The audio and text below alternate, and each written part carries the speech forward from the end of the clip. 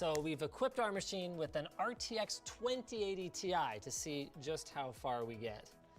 Sorry, I was mistaken. It's a Titan RTX. Either way, hopefully we're gonna have enough horses for that. Butter smoothness. Of course, the refresh rate is only part of the story for a gaming display. The other part is the pixel response times, and one quick and dirty way to see how good those are is just dragging a window with text across the screen. You can see here I'm getting very little in terms of discoloration at the edge of my window, and text remains readable until I'm moving it quite quickly across the screen. So you can see it's actually curved a little bit more sharply in the middle, and it's a little bit gentler towards the edges. Okay, G-Sync compatible, enable G-Sync, enabled for windowed and full screen, love it. Just even Windows animations are so smooth. Oh, cool. Oh yeah. As I expected, this display does have local dimming. High brightness, FPS, whoa, wow, that high brightness is pretty bright. You can have a cheater crosshair.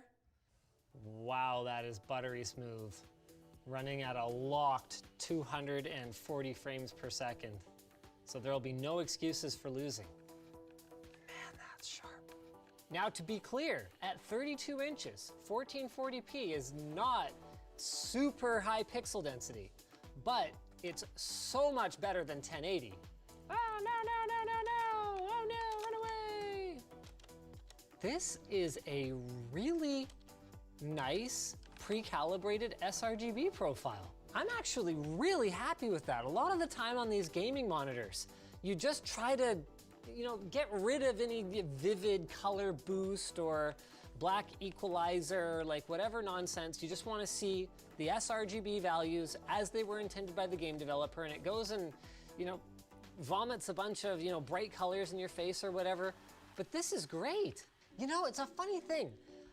Like, I marveled at this for so many years, how Samsung, leading global technology company, based in South Korea of all places, took so long to take gaming monitors seriously.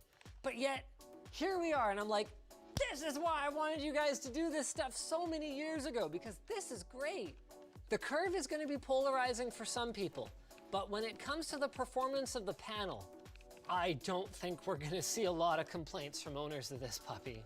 Now let's get real interesting. I have just fired up HDR and we're going to open up Shadow the Tomb Raider here. That's curious. My HDR profile was set to like 30% or something like that out of the box. And because HDR assigns a luminance value per pixel, you definitely want that set to 100% on your display. That looks a lot better, don't it?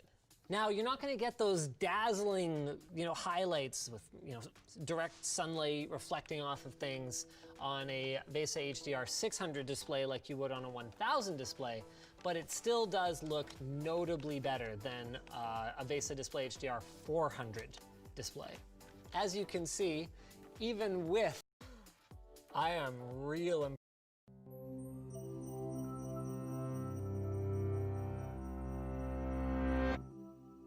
Why does your mouth feel like it's on fire when you eat a spicy pepper? And how do you soothe the burn? Why does wasabi make your eyes water? And how spicy is the spiciest spice? Let's back up a bit. First, what is spiciness? Even though we often say that something tastes spicy, it's not actually a taste, like sweet or salty or sour. Instead, what's really happening is that certain compounds in spicy foods activate the type of sensory neurons called polymodal nociceptors. You have these all over your body, including your mouth and nose, and they're the same receptors that are activated by extreme heat. So when you eat a chili pepper, your mouth feels like it's burning because your brain actually thinks it's burning. The opposite happens when you eat something with menthol in it. The cool, minty compound is activating your cold receptors. When these heat-sensitive receptors are activated, your body thinks it's in contact with a dangerous heat source and reacts accordingly. This is why you start to sweat and your heart starts beating faster. The peppers have elicited the same fight-or-flight response with which your body reacts to most threats. But you may have noticed that not all spicy foods are spicy in the same way, and the difference lies in the types of compounds involved. The capsaicin and piperine found in black pepper and chili peppers are made up of larger, heavier molecules called alkyl amides, and those mostly stay in your mouth. Mustard, horseradish, and wasabi are made up of smaller molecules called isothiocyanates that easily float up into your sinuses.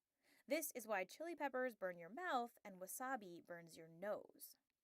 The standard measure of a food's spiciness is its rating on the Scoville scale, which measures how much its capsaicin content can be diluted before the heat is no longer detectable to humans.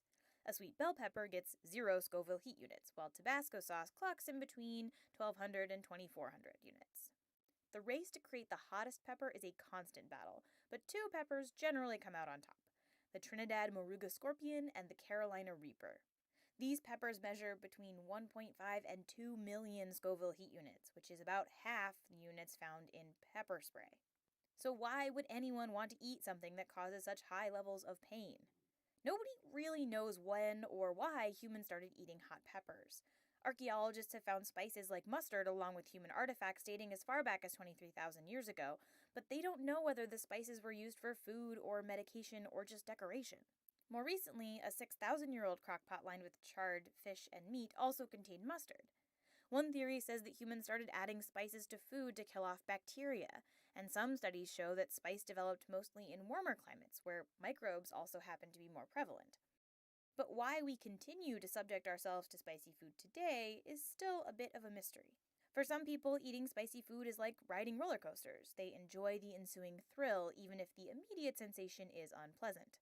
Some studies have even shown that those who like to eat hot stuff are more likely to enjoy other adrenaline-rich activities like gambling. The taste for spicy food may even be genetic. And if you're thinking about training a bit to up your tolerance for spice, know this. According to some studies, the pain doesn't get any better. You just get tougher.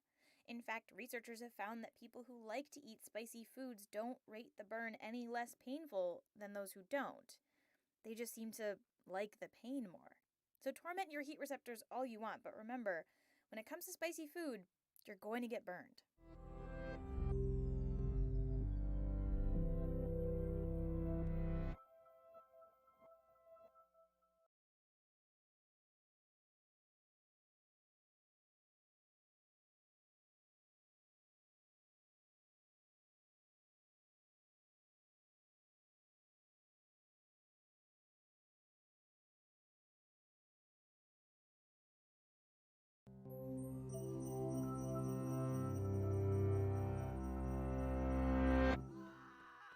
In 1995, the British Medical Journal published an astonishing report about a 29-year-old builder. He accidentally jumped onto a 15-centimeter nail, which pierced straight through his steel-toed boot. He was in such agonizing pain that even the smallest movement was unbearable. But when the doctors took off his boot, they faced a surprising sight. The nail had never touched his foot at all. For hundreds of years, scientists thought that pain was a direct response to damage. By that logic, the more severe an injury is, the more pain it should cause. But as we've learned more about the science of pain, we've discovered that pain and tissue damage don't always go hand in hand, even when the body's threat-signaling mechanisms are fully functioning. We're capable of experiencing severe pain out of proportion to an actual injury, and even pain without any injury, like the builder, or the well-documented cases of male partners of pregnant women experiencing pain during the pregnancy or labor. What's going on here? There are actually two phenomena at play: the experience of pain and a biological process called nociception. Nociception is part of the nervous system's protective response to harmful or potentially harmful stimuli. Sensors in specialized nerve endings detect mechanical, thermal, and chemical threats. If enough sensors are activated, electrical signals shoot up the nerve to the spine and onto the brain. The brain weighs the importance of these signals and produces pain if it decides the body needs protection. Typically, pain helps the body avoid further injury or damage, but there are a whole set of factors besides nociception that can influence the experience of pain and make pain less useful. First, there are biological factors that amplify nociceptive signals to the brain. If nerve fibers are activated repeatedly, the brain may decide they need to be more sensitive to adequately protect the body from threats. More stress sensors can be added to nerve fibers until they become so sensitive that even light touches to the skin spark intense electrical signals. In other cases, nerves adapt to send signals more efficiently, amplifying the message. These forms of amplification are most common in people experiencing chronic pain, which is defined as pain lasting more than 3 months. When the nervous system is nudged into an ongoing state of high alert, pain can outlast physical injury. This creates a vicious cycle in which the longer pain persists, the more difficult it becomes to reverse. Psychological factors clearly play a role in pain too, potentially by influencing nociception and by influencing the brain directly. A person's emotional state, memories, beliefs about pain, and expectations about treatment can all influence how much pain they experience. In one study, children who reported believing that they had no control over pain actually experienced more intense pain than those who believed they had some control. Features of the environment matter too. In one experiment, volunteers with a cold rod placed on the back of their hand reported feeling more pain when they were shown a red light than a blue one, even though the rod was the same temperature each time. Finally, social factors like the availability of family support can affect perception of pain. All of this means that a multi-pronged approach to pain treatment that includes pain specialists, physical therapists, clinical psychologists, nurses, and other healthcare professionals is often most effective. We're only beginning to uncover the mechanisms behind the experience of pain, but there are some promising areas of research. Until recently, we thought the glial cells surrounding neurons were just support structures, but now we know they have a huge role in influencing nociception. Studies have shown that disabling certain brain circuits in the amygdala can eliminate pain in rats, and genetic testing in people with rare disorders that prevent them from feeling pain have pinpointed several other possible targets for drugs, and perhaps eventually gene therapy. Ever wonder how pain relievers work, or how other animals experience pain? Check out these lessons to learn more.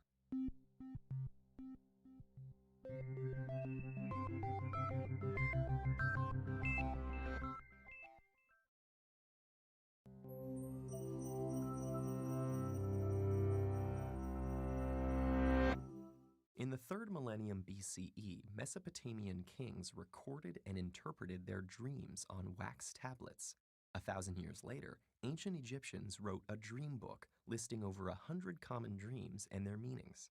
And in the years since, we haven't paused in our quest to understand why we dream. So, after a great deal of scientific research, technological advancement, and persistence, we still don't have any definite answers, but we have some interesting theories. We dream to fulfill our wishes. In the early 1900s, Sigmund Freud proposed that while all of our dreams, including our nightmares, are a collection of images from our daily conscious lives, they also have symbolic meanings, which relate to the fulfillment of our subconscious wishes.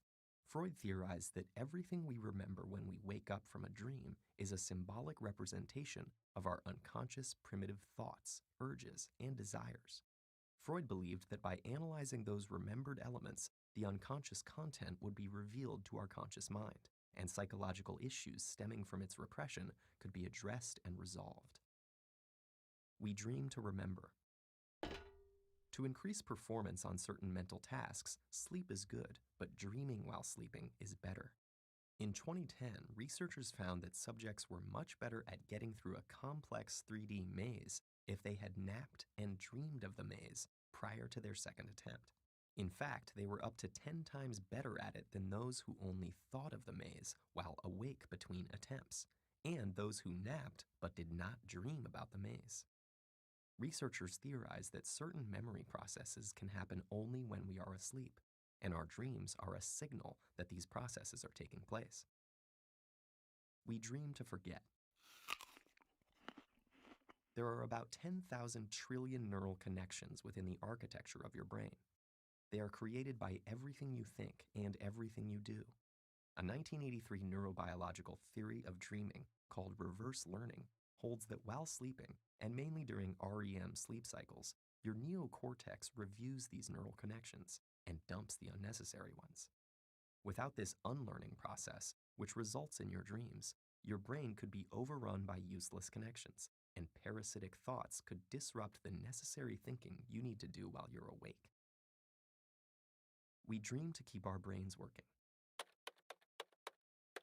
The continual activation theory proposes that your dreams result from your brain's need to constantly consolidate and create long-term memories in order to function properly. So when external input falls below a certain level, like when you're asleep, your brain automatically triggers the generation of data from its memory storages, which appear to you in the form of the thoughts and feelings you experience in your dreams. In other words, your dreams might be a random screensaver your brain turns on so it doesn't completely shut down. We dream to rehearse. Dreams involving dangerous and threatening situations are very common, and the primitive instinct rehearsal theory holds that the content of a dream is significant to its purpose. Whether it's an anxiety-filled night of being chased through the woods by a bear or fighting off a ninja in a dark alley, these dreams allow you to practice your fight or flight instincts and keep them sharp and dependable in case you'll need them in real life. But it doesn't always have to be unpleasant. For instance, dreams about your attractive neighbor could actually give your reproductive instinct some practice too. We dream to heal. Stress neurotransmitters in the brain are much less active during the REM stage of sleep, even during dreams of traumatic experiences, leading some researchers to theorize that one purpose of dreaming is to take the edge off painful experiences to allow for psychological healing. Reviewing traumatic events in your dreams with less mental stress may grant you a clearer perspective and an enhanced ability to process them in psychologically healthy ways. People with certain mood disorders and PTSD often have difficulty sleeping, leading some scientists to believe that lack of dreaming may be a contributing factor to their illnesses. We dream to solve problems. Unconstrained by reality and the rules of conventional logic, in your dreams, your mind can create limitless scenarios to help you grasp problems and formulate solutions that you may not consider while awake. John Steinbeck called it the Committee of Sleep, and research has demonstrated the effectiveness of dreaming on problem solving. It's also how renowned chemist August Kekule discovered the structure of the benzene molecule, and it's the reason that sometimes the best solution for a problem is to sleep on it. And those are just a few of the more prominent theories. As technology increases our capability for understanding the brain, it's possible that one day we will discover the definitive reason for them. But until that time arrives, we'll just have to keep on dreaming.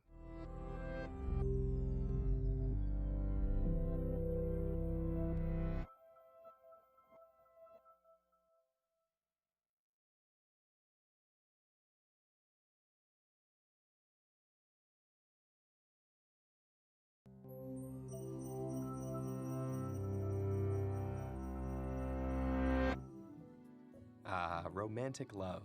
Beautiful and intoxicating. Heartbreaking and soul-crushing. Often all at the same time. Why do we choose to put ourselves through its emotional ringer? Does love make our lives meaningful? Or is it an escape from our loneliness and suffering? Is love a disguise for our sexual desire? Or a trick of biology to make us procreate? Is it all we need? Do we need it at all? If romantic love has a purpose, neither science nor psychology has discovered it yet. But over the course of history, some of our most respected philosophers have put forward some intriguing theories. Love makes us whole again. The ancient Greek philosopher Plato explored the idea that we love in order to become complete. In his Symposium, he wrote about a dinner party at which Aristophanes, a comic playwright, regales the guests with the following story. Humans were once creatures with 4 arms, 4 legs, and 2 faces. One day they angered the gods, and Zeus sliced them all in 2. Since then, every person has been missing half of him or herself. Love is the longing to find a soulmate who will make us feel whole again. Or at least that's what Plato believed a drunken comedian would say at a party. Love tricks us into having babies. Much, much later, German philosopher Arthur Schopenhauer maintained that love, based in sexual desire, was a voluptuous illusion. He suggested that we love because our desires lead us to believe that another person will make us happy. But we are sorely mistaken. Nature is tricking us into procreating, and the loving fusion we seek is consummated in our children. When our sexual desires are satisfied, we are thrown back into our tormented existences, and we succeed only in maintaining the species and perpetuating the cycle of human drudgery. Sounds like somebody needs a hug. Love is escape from our loneliness. According to the Nobel Prize-winning British philosopher Bertrand Russell, we love in order to quench our physical and psychological desires. Humans are designed to procreate, but without the ecstasy of passionate love, sex is unsatisfying. Our fear of the cold, cruel world tempts us to build hard shells to protect and isolate ourselves. Love's delight, intimacy, and warmth helps us overcome our fear of the world, escape our lonely shells, and engage more abundantly in life. Love enriches our whole being, making it the best thing in life. Love is a misleading affliction. Siddhartha Gautama, who became known as the Buddha or the Enlightened One, probably would have had some interesting arguments with Russell. Buddha proposed that we love because we are trying to satisfy our base desires. Yet, our passionate cravings are defects, and attachments, even romantic love, are a great source of suffering. Luckily, Buddha discovered the Eightfold Path, a sort of program for extinguishing the fires of desire so that we can reach nirvana, an enlightened state of peace, clarity, wisdom, and compassion. The novelist Chao Xue-chin illustrated this Buddhist sentiment that romantic love is folly in one of China's greatest classical novels, Dream of the Red Chamber. In a subplot, Jia Rui falls in love with Xi Feng, who tricks and humiliates him. Conflicting emotions of love and hate tear him apart, so a Taoist gives him a magic mirror that can cure him, as long as he doesn't look at the front of it. But of course, he looks at the front of it. He sees Xi Feng. His soul enters the mirror, and he is dragged away in iron chains to die. Not all Buddhists think this way about romantic and erotic love, but the moral of this story is that such attachments spell tragedy and should, along with magic mirrors, be avoided. Love lets us reach beyond ourselves. Let's end on a slightly more positive note. The French philosopher Simone de Beauvoir proposed that love is the desire to integrate with another, and that it infuses our lives with meaning. However, she was less concerned with why we love and more interested in how we can love better. She saw that the problem with traditional romantic love is it can be so captivating that we are tempted to make it our only reason for being. Yet dependence on another to justify our existence easily leads to boredom and power games. To avoid this trap, Beauvoir advised loving authentically, which is more like a great friendship. Lovers support each other in discovering themselves, reaching beyond themselves, and enriching their lives and the world together. Though we might never know why we fall in love, we can be certain that it'll be an emotional roller coaster ride. It's scary and exhilarating. It makes us suffer and makes us soar. Maybe we lose ourselves. Maybe we find ourselves. It might be heartbreaking, or it might just be the best thing in life. Will you dare to find out?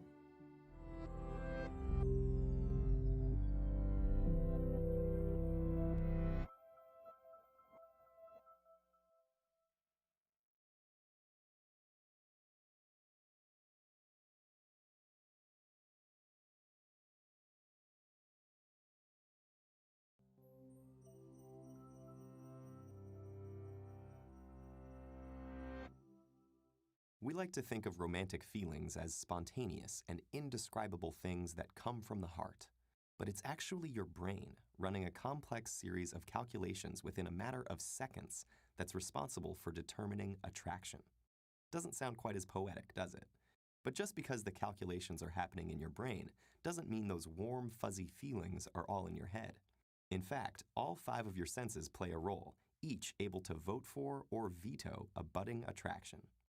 The eyes are the first components in attraction. Many visual beauty standards vary between cultures and eras, and signs of youth, fertility, and good health, such as long, lustrous hair or smooth, scar-free skin, are almost always in demand because they're associated with reproductive fitness. And when the eyes spot something they like, our instinct is to move closer so the other senses can investigate. The nose's contribution to romance is more than noticing perfume or cologne. It's able to pick up on natural chemical signals known as pheromones. These not only convey important physical or genetic information about their source, but are able to activate a physiological or behavioral response in the recipient. In one study, a group of women at different points in their ovulation cycles wore the same t-shirts for 3 nights. After male volunteers were randomly assigned to smell either one of the worn shirts or a new unworn one, saliva samples showed an increase in testosterone in those who had smelled a shirt worn by an ovulating woman. Such a testosterone boost may give a man the nudge to pursue a woman he might not have otherwise noticed. A woman's nose is particularly attuned to MHC molecules, which are used to fight disease. In this case, opposites attract. When a study asked women to smell t-shirts that had been worn by different men, they preferred the odors of those whose MHC molecules differed from theirs. This makes sense. Genes that result in a greater variety of immunities may give offspring a major survival advantage. Our ears also determine attraction. Men prefer females with high-pitched, breathy voices and wide formant spacing, correlated with smaller body size, while women prefer low-pitched voices with a narrow formant spacing that suggest a larger body size. And not surprisingly, touch turns out to be crucial for romance. In this experiment, not realizing the study had begun, participants were asked to briefly hold the coffee, either hot or iced. Later, the participants read a story about a hypothetical person and were asked to rate their personality. Those who had held the hot cup of coffee perceived the person in the story as happier, more social, more generous, and better-natured than those who had held the cup of iced coffee, who rated the person as cold, stoic, and unaffectionate. If a potential mate has managed to pass all these tests, there's still one more, the infamous first kiss, a rich and complex exchange of tactile and chemical cues, such as the smell of one's breath and the taste of their mouth. This magical moment is so critical that a majority of men and women have reported losing their attraction to someone after a bad first kiss. Once attraction is confirmed, your bloodstream is flooded with norepinephrine, activating your fight or flight system. Your heart beats faster, your pupils dilate, and your body releases glucose for additional energy, not because you're in danger, but because your body is telling you that something important is happening. To help you focus, norepinephrine creates a sort of tunnel vision, blocking out surrounding distractions, possibly even warping your sense of time and enhancing your memory. This might explain why people never forget their first kiss. The idea of so much of our attraction being influenced by chemicals and evolutionary biology may seem cold and scientific rather than romantic, but the next time you see someone you like, try to appreciate how your entire body is playing matchmaker to decide if that beautiful stranger is right for you.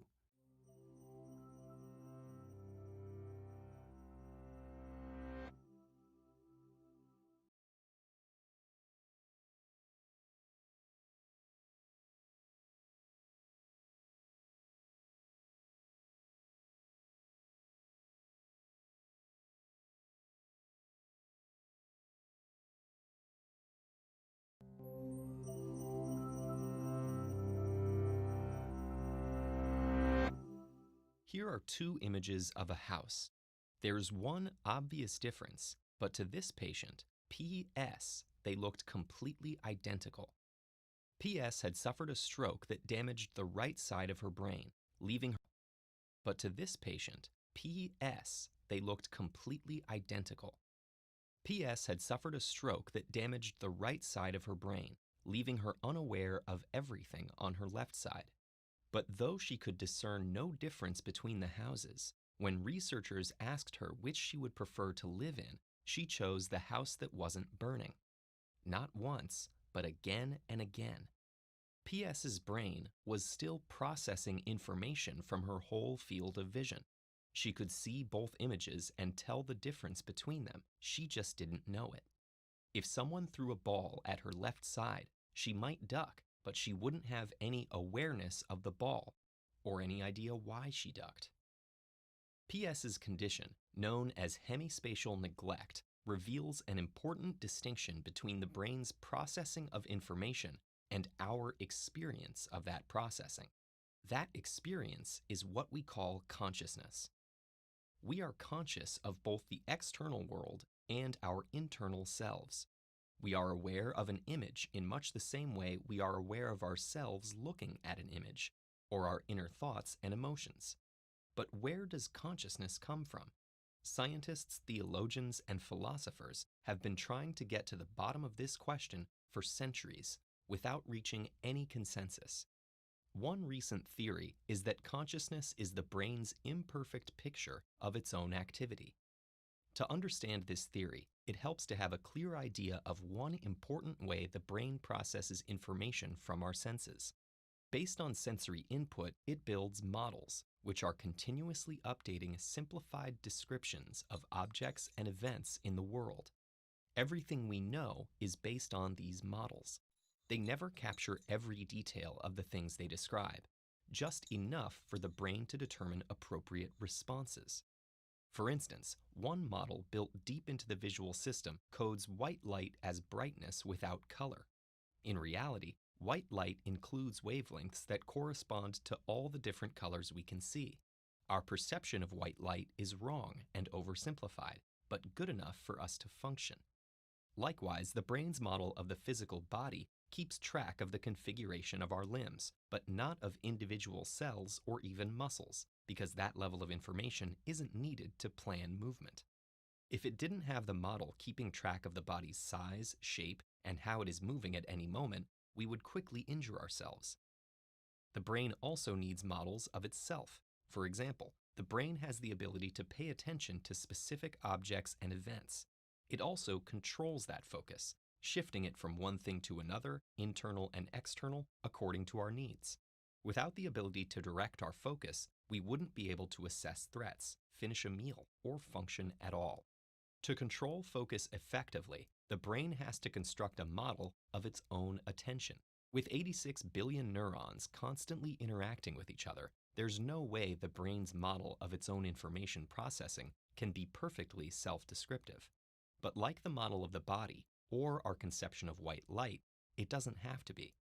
Our certainty that we have a metaphysical, subjective experience may come from one of the brain's models, a cut-corner description of what it means to process information in a focused and deep manner. Scientists have already begun trying to figure out how the brain creates that self-model. MRI studies are a promising avenue for pinpointing the networks involved. These studies compare patterns of neural activation when someone is and isn't conscious of a sensory stimulus, like an image. The results show that the areas needed for visual processing are activated whether or not the participant is aware of the image, but a whole additional network lights up only when they are conscious of seeing the image. Patients with hemispatial neglect, like PS, typically have damage to one particular part of this network. More extensive damage to the network can sometimes lead to a vegetative state with no sign of consciousness. Evidence like this brings us closer to understanding how consciousness is built into the brain, but there's still much more to learn. For instance, the way neurons in the networks related to consciousness compute specific pieces of information is outside the scope of our current technology. As we approach questions of consciousness with science, we'll open new lines of inquiry into human identity. To continue exploring life's big questions, check out this playlist.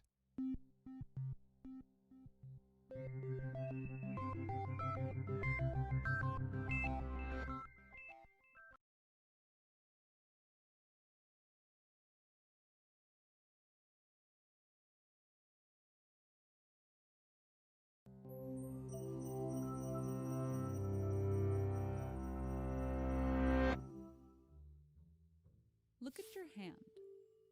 How do you know it's really yours? It seems obvious, unless you've experienced the rubber hand illusion.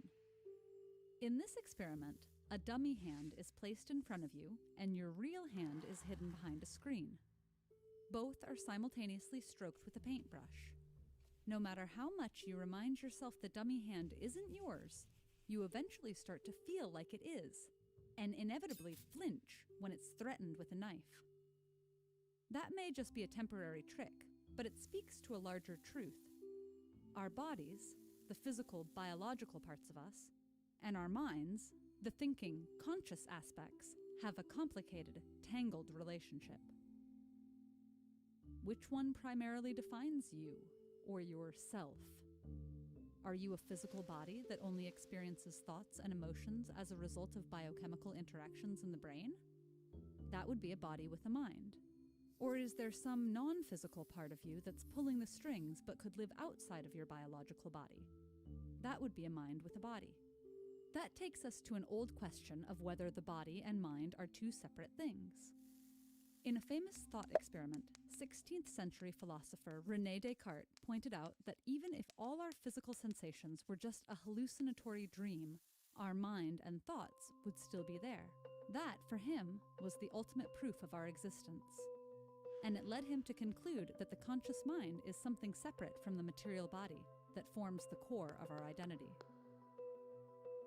The notion of a non-physical consciousness echoes the belief of many religions in an immaterial soul for which the body is only a temporary shell. If we accept this, another problem emerges. How can a non-physical mind have any interaction with a physical body? If the mind has no shape, weight, or motion, how can it move your muscles? Or if we assume it can, why can your mind only move your body and not others? Some thinkers have found creative ways to get around this dilemma. For example, the French priest and philosopher Nicolas Malebranche claimed that when we think about reaching for a fork, it's actually God who moves our hand. Another priest-philosopher named George Berkeley concluded that the material world is an illusion, existing only as mental perceptions. This question of mind versus body isn't just the domain of philosophers. With the development of psychology and neuroscience, scientists have weighed in as well. Many modern scientists reject the idea that there's any distinction between the mind and body. Neuroscience suggests that our bodies, along with their physical senses, are deeply integrated with the activity in our brains to form what we call consciousness. From the day we're born, our mental development is formed through our body's interaction with the external world. Every sight, sound, and touch create new maps and representations in the brain that eventually become responsible for regulating our experience of self. And we have other senses besides the typical 5, such as the sense of balance and a sense of the relative location of our body parts. The rubber hand illusion and similar virtual reality experiments show that our senses can easily mislead us in our judgment of self. They also suggest that our bodies and external sensations are inseparable from our subjective consciousness. If this is true, then perhaps Descartes' experiment was mistaken from the start. After all, if we close our eyes in a silent room, the feeling of having a body isn't something we can just imagine away. This question of mind and body becomes particularly interesting at a time when we're considering future technologies such as neural prosthetics and wearable robots that could become extended parts of our bodies. Or the slightly more radical idea of mind uploading, which dangles the possibility of immortal life without a body by transferring a human consciousness into a computer. If the body is deeply mapped in the brain, then by extending our sense of self to new wearable devices, our brains may eventually adapt to a restructured version with new sensory representations. Or perhaps uploading our consciousness into a computer might not even be possible unless we can also simulate a body capable of delivering physical sensations. The idea that our bodies are part of our consciousness and vice versa also isn't new. It's found extensively in Buddhist thought, as well as the writings of philosophers from Heidegger to Aristotle. But for now, we're still left with the open question of what exactly our self is. Are we a mind equipped with a physical body, as Descartes suggested? Or a complex organism that's gained consciousness over millions of years of evolution thanks to a bigger brain and more neurons than our distant ancestors? Or something else entirely that no one's yet dreamt up? If you'd like to dig deeper into the mind-body problem, we highly recommend you read or listen to I, Robot by renowned science fiction author Isaac Asimov. You can download a beautifully performed audio version of this book for free by visiting audible.com/TEDEd. Every free trial created through this link encourages Audible to continue supporting our nonprofit mission. So thanks for watching, and thanks for your support.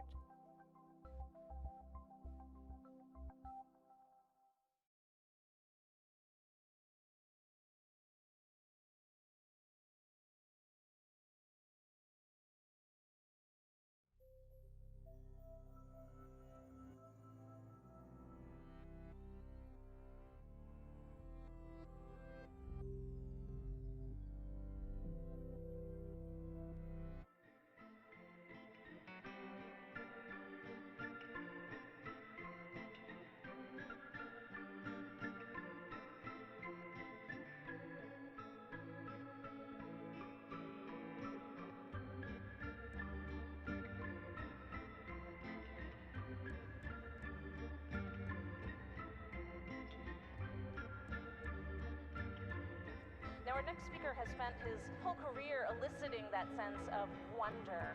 Please welcome John Lloyd.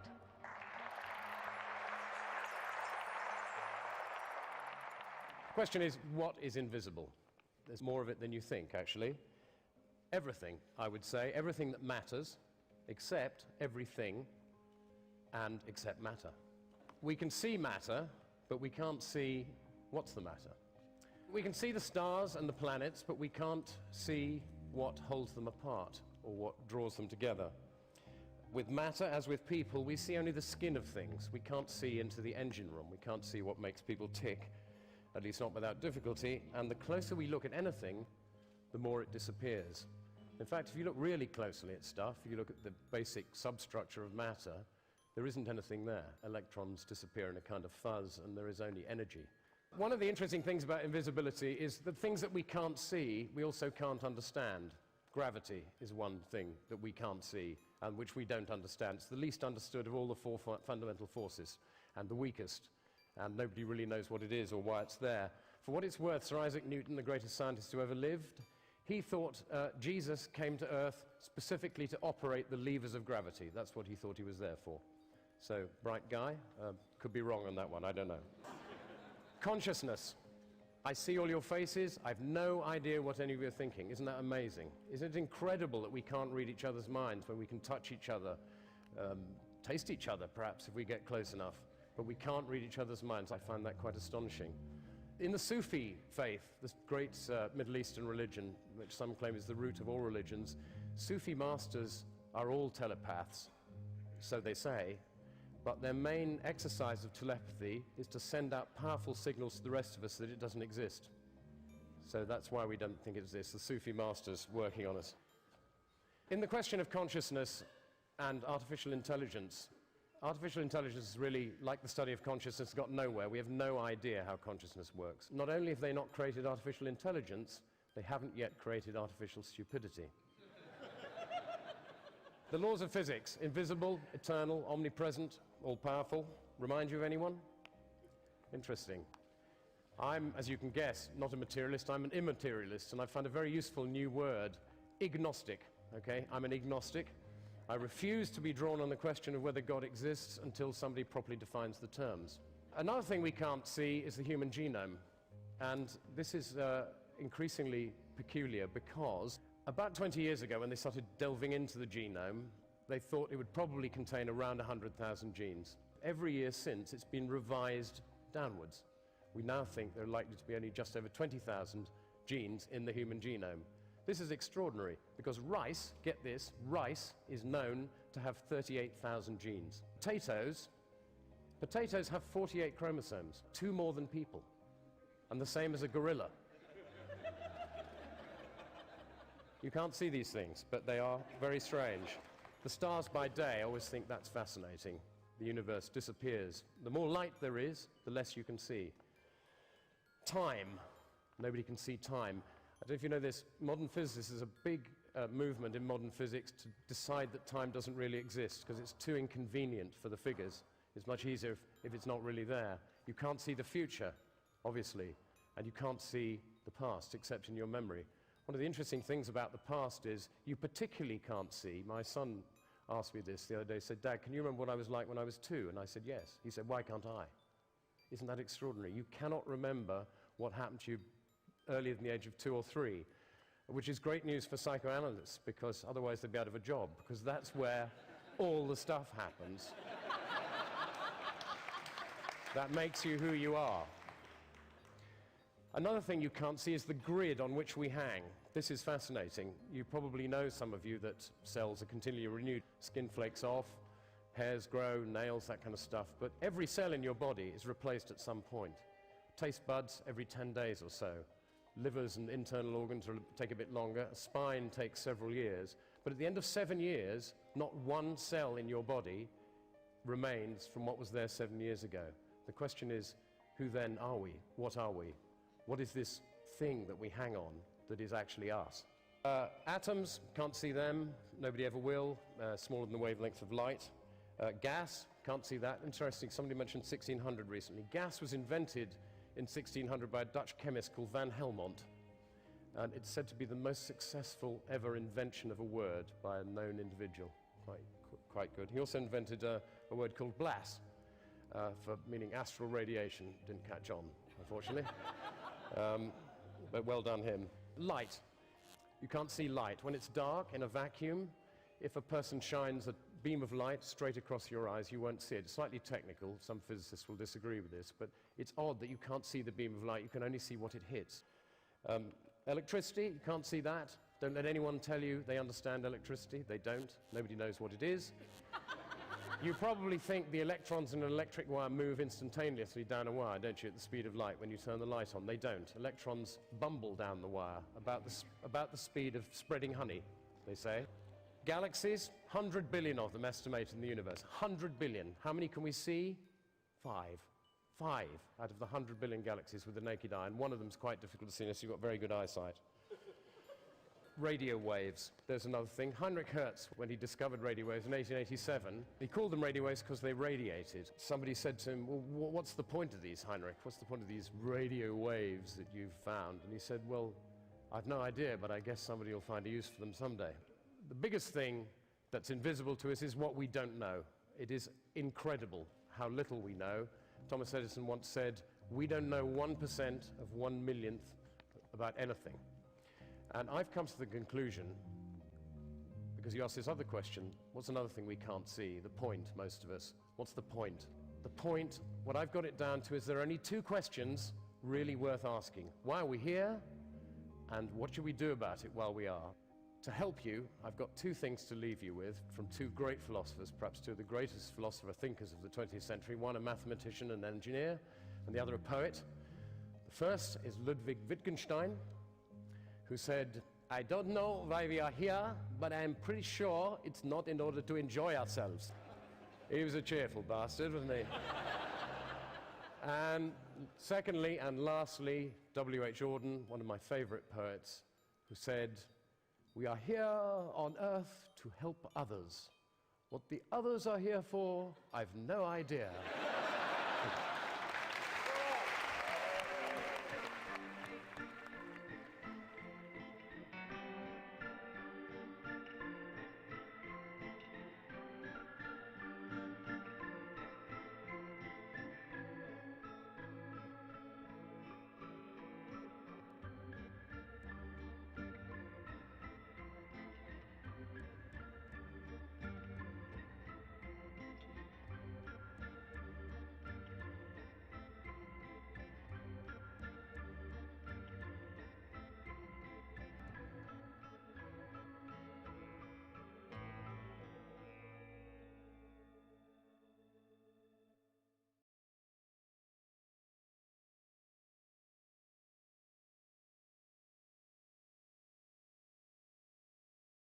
Can you say something about artificial intelligence, AI, and your concerns about it.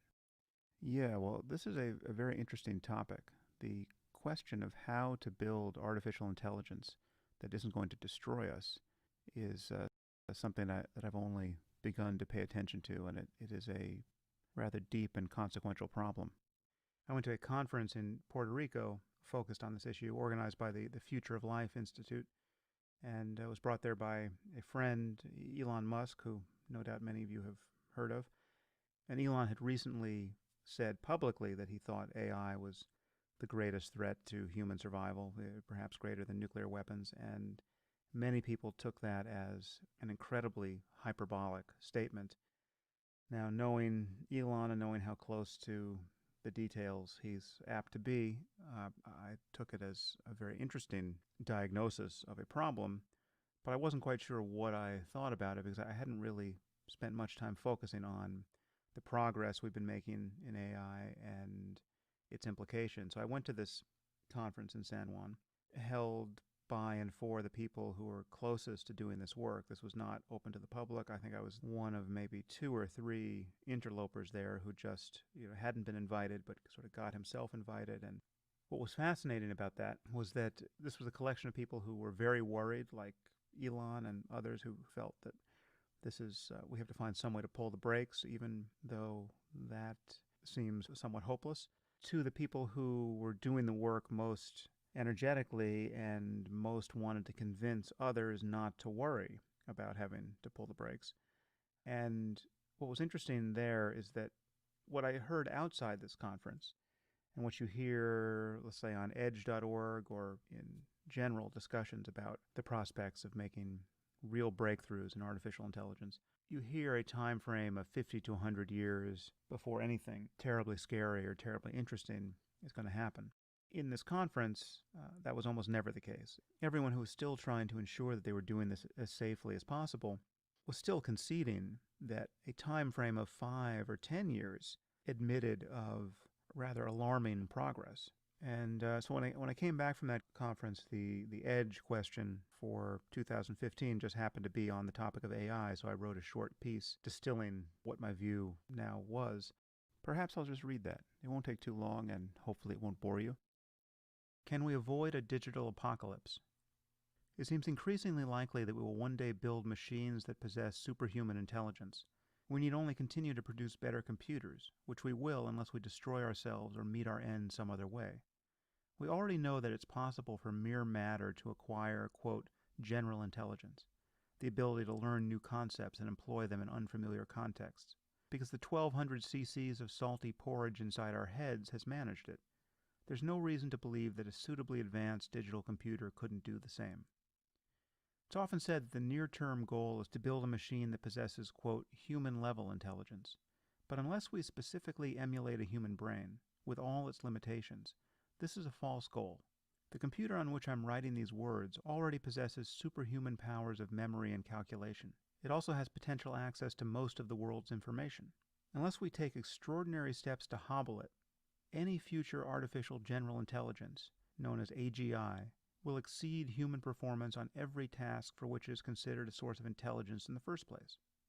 Whether such a machine would necessarily be conscious is an open question, but conscious or not, an AGI might very well develop goals incompatible with our own.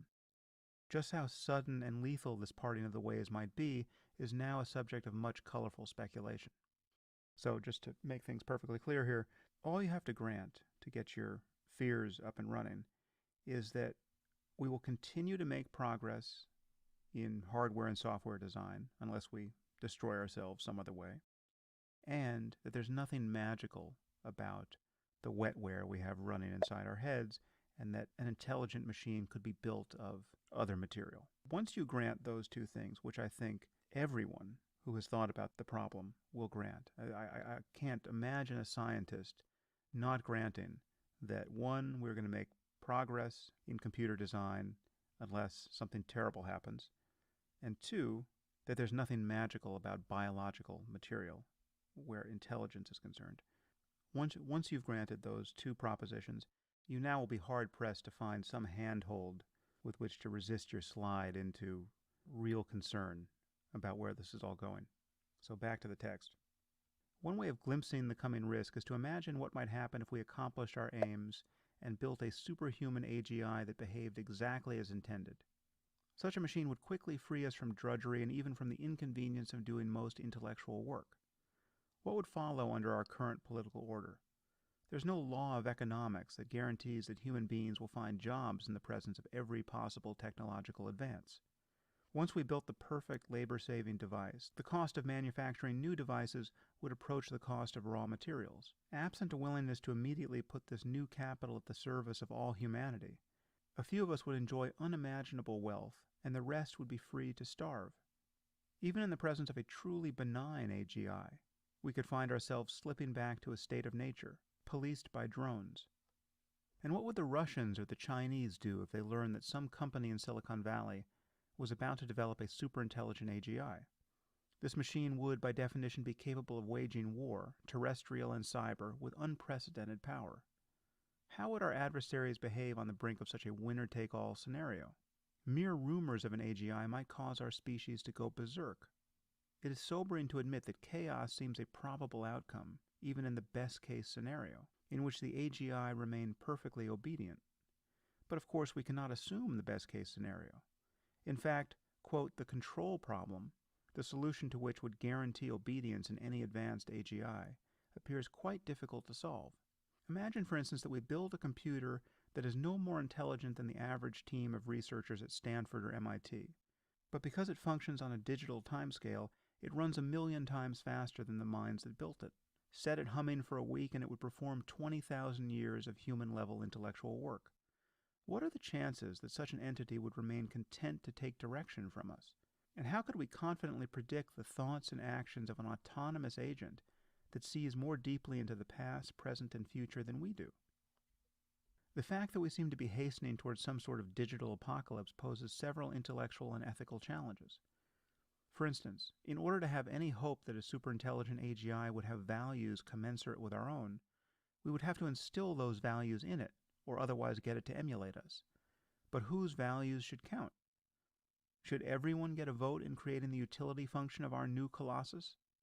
If nothing else, the invention of an AGI would force us to resolve some very old and boring arguments in moral philosophy. And perhaps I don't need to spell this out any further, but it's interesting that once you imagine having to build values into a superintelligent AGI, you then realize that you need to get straight about what you think is good. And I think the advent of this technology would cut through moral relativism like a laser. I mean, who is going to want to engineer into this thing the values of theocracy, traditional religious authoritarianism? You want to build homophobia and intolerance toward free speech into a machine that makes tens of thousands of years of human-level intellectual progress every time it cycles? I don't think so. Even designing self-driving cars presents potential ethical problems that we need to get straight about. Any self-driving car needs some algorithm by which to rank order bad outcomes. So if you want a car that will avoid a child who dashes in front of it in the road, perhaps by driving up on the sidewalk, you also want a car that will avoid the people on the sidewalk or preferentially hit a mailbox instead of a baby carriage, right? So you need some intelligent sorting of outcomes here. Well, these are moral decisions. Do you want a car that is unbiased with respect to the age and size of people or the color of their skin? Would you like a car that was more likely to run over white people than people of color? That may seem like a peculiar question, but if you do psychological tests, say trolley problem tests on liberals, and this is the one psychological experiment that I'm aware of where liberals come out looking worse than conservatives reliably, if you test them on whether or not they would be willing to sacrifice one life to save 5 or one life to save 100, and you give subtle clues as to the color of the people involved. If you say that LeBron belongs to the Harlem Boys Choir, and there's some scenario under which he can be sacrificed to save Chip and his friends who study music at Juilliard, They simply won't take a consequentialist approach to the problem. They will not sacrifice a black life to save any number of white lives. Whereas if you reverse the variables, they will sacrifice a white life to save black lives rather reliably. Now, conservatives, strangely, are unbiased in this paradigm, which is to say, colorblind. Well, do we like bias here? Do you want a self-driving car that preferentially avoids people of color? You have to decide. We either build it one way or the other. So this is an interesting phenomenon.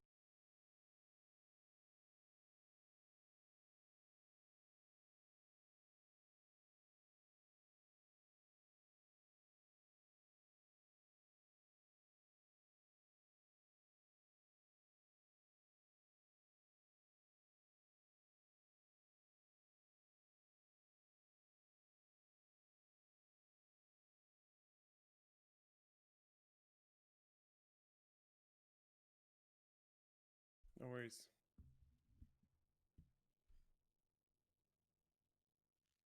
And welcome, ladies and gentlemen, to the one and only WAN Show. It's going to be a great show this week. We've got a bunch of spectacular news. Your next BMW might only have heated seats for 3 months, unless you pony up. Facebook's adpocalypse has arrived with, with advertisers such as Hershey, Levi Strauss, Patagonia. What are they called? They're like the giant. Hold on, Unilever. Yeah, Unilever had boycotted them. They're getting boycotted. They're getting boycotted, ladies and gentlemen. What else we got, Luke? There's some. Where did it go? I want to talk about the Global Foundries begins 12 nanometer production. So it matters. It doesn't matter. It matters in some scenarios. Whatever. We'll talk about Global Foundries producing 12 nanometer things. And Sony launches a portable personal air conditioner. Oh yeah, portable personal air conditioner. Oh yeah, that's what you needed. Oh yeah, and it's cheap. It's cheap. It's affordable. So we'll get to that in just a moment after we roll that intro. Luke, can you shift a little bit to your right? So beautiful. Perfect. Intro's going.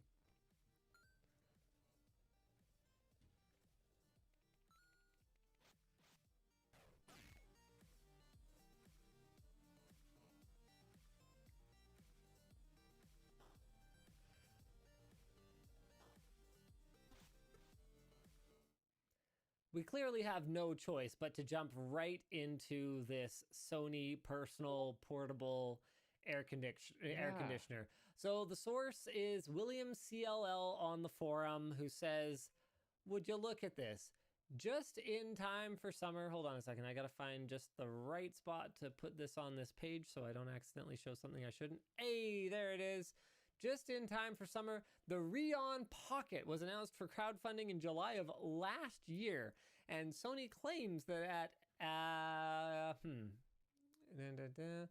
at an ambient temperature, so that doesn't tell us what that ambient temperature is, but that it can cool the shirt that it's attached to down to 23 degrees Celsius. So let's go ahead and have a look at exactly how this works. Actually, no, we're gonna get to how it works in just a moment. Okay, no, we're not. We're gonna jump right. Hold on, we're gonna jump right into it. They began sales Wednesday. The device tucks under your shirt and is worn in a slot at the back of the neck of a customized undershirt. Okay, so the wearer uses a smartphone app to turn the temperature down or up, because the device can either absorb or generate heat. And it was developed last year after Sony secured, get this, $600,000 during a 1-week crowdfunding campaign. $600,000 they raised for this thing. I need to get into the business of creating just completely stupid bullshit that people can put under their shirts. Here I am busy making shirts for LTTstore.com, And what I should really be making is shirts and shirt accessories. So Sony set the suggested retail price at 13,000 yen. What is that? What's 13? It says cost of device is $14.88. So it's about Cost of 15 shirt bucks. Is $16.74. So this is a $30 solution, and here we go. I've been holding off on this. Been holding off. That's pretty cheap. So at an ambient temperature of 30 degrees Celsius. Wait, is that 40 degrees Celsius? Okay, this must be 40 degrees Celsius for the hottest thing in the room, but we don't know what that is, so we don't know what the actual ambient temperature is. But something 13 degrees Celsius cooler. So basically, it's It does say that it basically just creates a cold spot. Yeah. It doesn't like properly actually cool your whole upper body down. It just kind of creates one cold spot. So the biggest thing for me, I overheat in every scenario ever. So this is so actually hot. mildly interesting. Thank you. This is mildly interesting to me. Yeah. But, and I don't often care about this stuff, but to a certain degree, like, there's this big like box on your back. Well, you know what? Hold on a second. Let's have Isn't a look. that weird? No, let's have a look at the device, okay? Because it tucks inside the shirt, right? Yeah. So, have you watched the video? I haven't yet.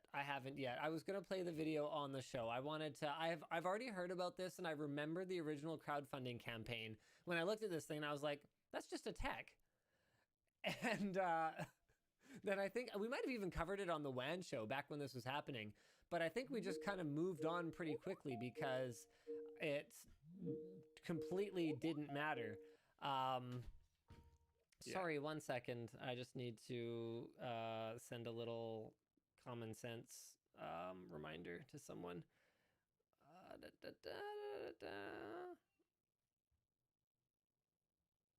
Okay. Yeah, so I think we moved on from it pretty quickly. I didn't necessarily think anything was going to come of this, but let's go ahead. Let's enjoy the video here together, shall we? Give me a second here. Give me a second amazing. here. I'm gonna turn the sound down. Yeah, oh wait, no, this is not working. Hold on. Wait, can I? Wait, yes I can. Hold on. I just need to do this very, very, very carefully. Careful, and stop. There we go. Okay, so here's this guy. Someone is sweating. Another guy is not sweating. Oh wow, Are you skipping through it? So cheesy. No, I'm watching the whole thing. Okay. You got to see it like maybe pause at. I'm gonna get you a second. Pause at 18 seconds. 18 seconds. Okay. Yeah. Okay. Oh wow. Yeah, that's not great. That's what I'm talking about. And that looks like that's his dress shirt over top of, because it's more of an undershirt, right? Yes. So that's his dress shirt over top of it. So you already have the maximum amount of masking that you could have going on. Yeah. Unless you put like a jacket on top of that. But then it's going to function very well through that jacket as well. You know what's interesting to me about the thermal camera image, though, is not necessarily the cold spot here, but rather the generally cooler spot under the shirt, and also what appears to be like a hot spot where the exhaust might be. You notice that? Where's the what timestamp is that? No, this is in the thermal camera images from the forum post. Oh, okay, 1 second. So there's a generally colder sort of back of the person who's wearing it, but then there's like this hot spot on their neck. And I don't know about you, but I think that for me personally, having like a really cold spot right on my back and then like a hot spot on my neck, those things might kind of end up working against each other. It does. Well, his overall body temperature goes down, and that hot spot might just be a notably not cooled area, if that makes sense. I want to try it because I would 100% try it. I have actually found that like the best thing that I can do on a hot day is not necessarily drinking water, Because I don't know about you, but I find when I take chug like a big drink of water on a hot day, even if it's really cold, I will immediately start just like sweating through however many layers of clothing it is that I'm wearing. Like, it is absolutely disgusting. I mean, that is your body temperature regulating. Yeah, but like, why is it that when I take the drink of cold water, suddenly my body's like, I need to sweat now? Well, because it's going like, okay, I have the water in order to sweat now. I guess so. Well, I hate it. So I actually find I'm usually better off taking the cold drink, putting it on my neck, warming it up, and then drinking, less cold water. Like, I actually find that works better for me. Oh, okay, I see. Okay. So I would be very curious to try it. Now, if the exhaust heat just like goes up the back of your neck and you're just like cooling one part to warm another, that's pretty stupid. But if it actually manages to get the heat far enough away from your body that you can really, cool down with this thing, hey, it's a little humpbacky, but I could be talked into wearing it. I don't see anything about battery life in here or anything like that, but first flight, Sony.com. Man, official website. Oh, you know what? We should probably go visit the official website together here, ladies and gentlemen. 36 degrees, 23 degrees Celsius. No, this is pretty much all. Oof. There's another picture here where the hump on the back actually looks a lot bigger than like the image where you see the undershirt and the device itself next to each other. That looks really big. Whoa. Okay, so in the dock, it says the cost of the shirt is $16.74. The cost of the device is $14.88. I don't know where they got that from. On Amazon, it's 22,590 yen, right? Mm-hmm. Just doing a quick Google search. 22,590 Japanese yen equals 285 Canadian dollars. Really? Yeah. Auto mode. Hold on a second. It will automatically what? It'll automatically get colder while you're walking? This is the most over-engineered USB tech cooler that I have ever seen. So there's app control for it. It can cool or warm. Iris. It can warm? Yeah. I believe it can warm as well. Interesting. If I'm wrong about that, I'm sorry, but ultimately, who cares? You shouldn't probably buy it anyway. Here, why don't we explore and try and find a viable alternative to this? So USB beverage chiller. Okay, here we go. You remember that one from Cool It Systems way back in the day? Yeah. That thing was so stupid. I'm pretty sure they still exist though. So here's a mug warmer. I don't see an equivalent. I can't believe the people who gave that thing a positive review. It obviously didn't work. Obviously didn't work. USB tech cooler. Hold on a second. Okay, Alibaba.com. Here we go. Oh, I don't have a USB. You know what? Maybe they have actually created something that does not exist. Although some of this stuff looks pretty good too. Check this out. We've got the personal portable air cooling neckband fan. I'm liking that one. We've got the kid-sized air conditioner up in here. I know there's jackets and stuff that have had air circulation fans built into them, but I don't know if they've had technically AC. You know what I mean? Did you see Adam Savage built a personal air conditioner unit that could go in a mascot suit, like a fursuit type that's thing? Pretty cool. Yeah, that was pretty neat. How do I drive a Peltier? You don't drive a Peltier on a USB connection, period. Yeah, okay, so here's why nobody's done a Peltier USB cooler since then. There's a good thread on Instructables. It's yeah, you just shouldn't do that because it's really stupid.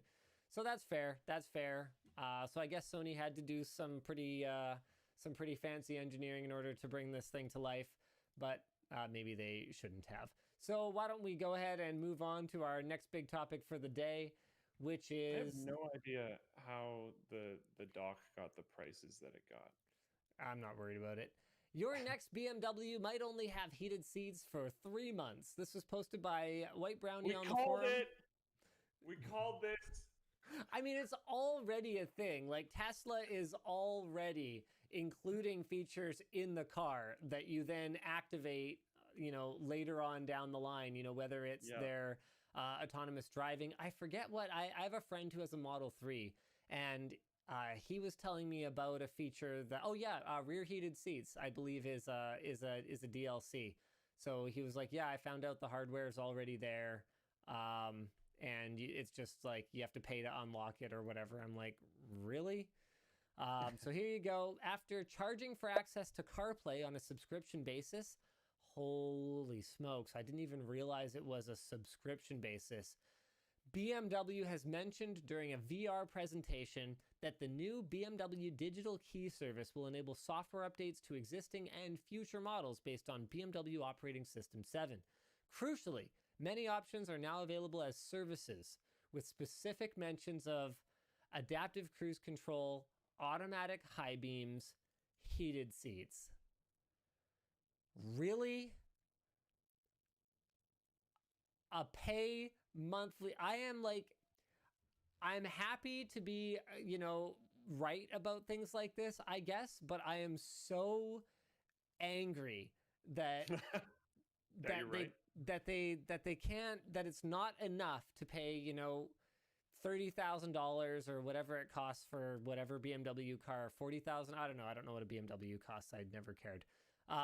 But like however many tens of thousands of dollars you're going to pay for this car, and then you're going to get nickeled and dimed for the next 5, 10, 15 years on stuff that's in there. The hardware is in there, and it's like specifically locking it out. These options can be enabled via the car or the new My BMW app. I mean, is it My BMW at that point? Or is it your BMW and I'm just paying to use it? Some features can be permanently assigned to the car, while others will be temporary, with mention periods ranging from 3 months to 3 years. So this means that, for example, heated seats could be enabled only during the winter months, which sounds like a savings until you realize that the heaters are clearly already in the seats anyway. Presumably, features could also be disabled this way. Tesla, for example, has already done something similar by disabling autopilot on a used car, as we discussed a while ago. How infuriating is this? Out of 10. Give it to me. Give it to me straight, Luke.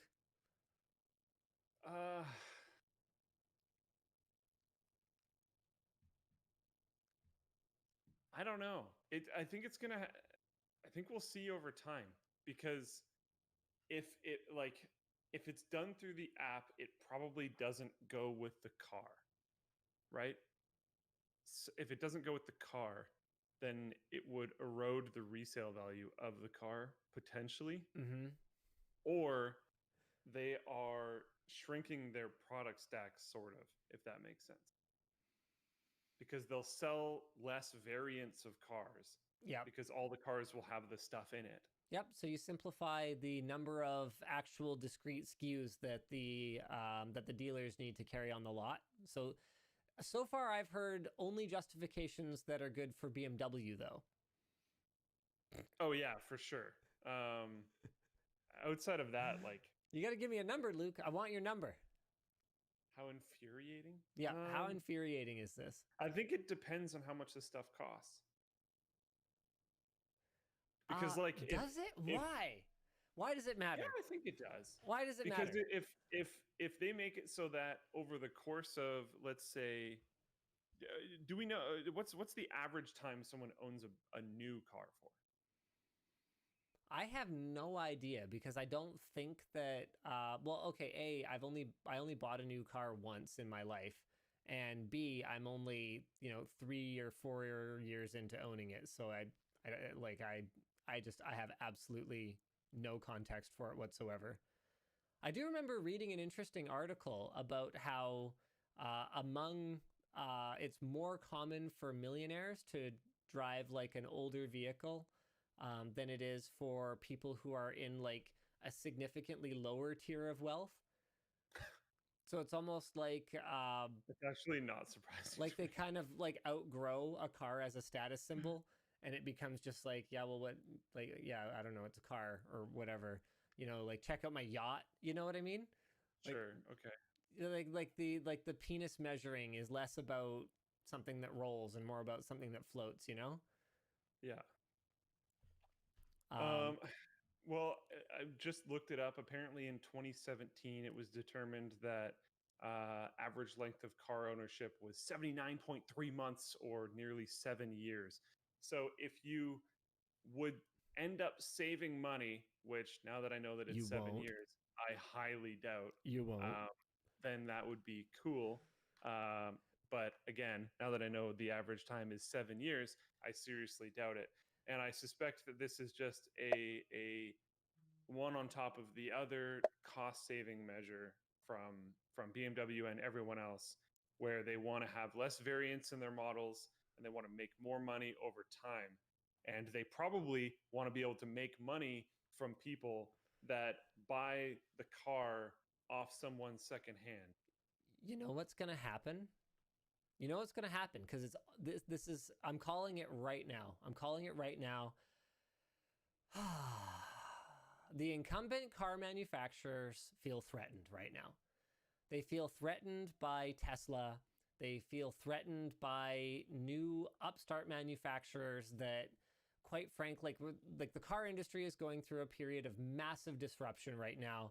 So they're threatened by newcomers like Tesla. They're threatened by newcomers like Nikola. More importantly, they're threatened by low-cost car manufacturers who are coming from places like China, where labor is cheaper, access to raw materials has the potential to be cheaper, and the expertise that your Volkswagens and BMWs and Hondas and Toyotas of the world have built up over the last 100 years is not going to be worth as much as it used to be.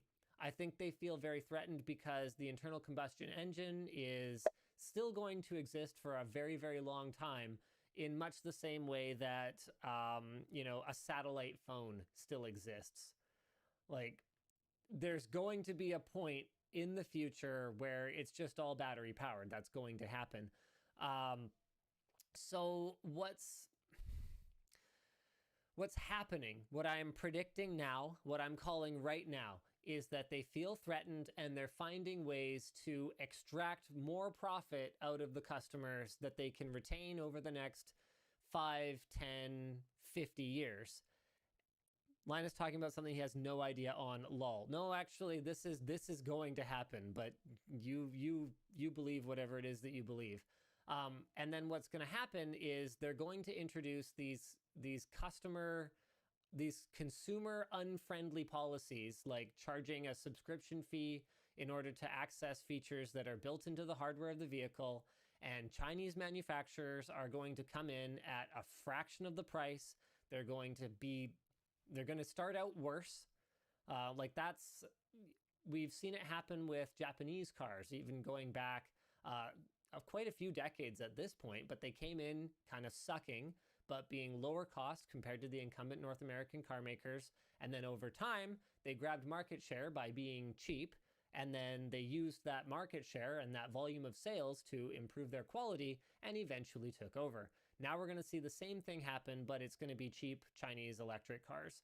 Or if it's not Chinese, it'll be Indian, or it'll be something else. And I think the Germans are going to be in trouble when they're running around trying to charge $30, $40, $50, $60, $80,000 for a vehicle that you then have to pay these like stupid, ridiculous monthly fees for. And it's the kind of thing that has a very, very, very long-term effect.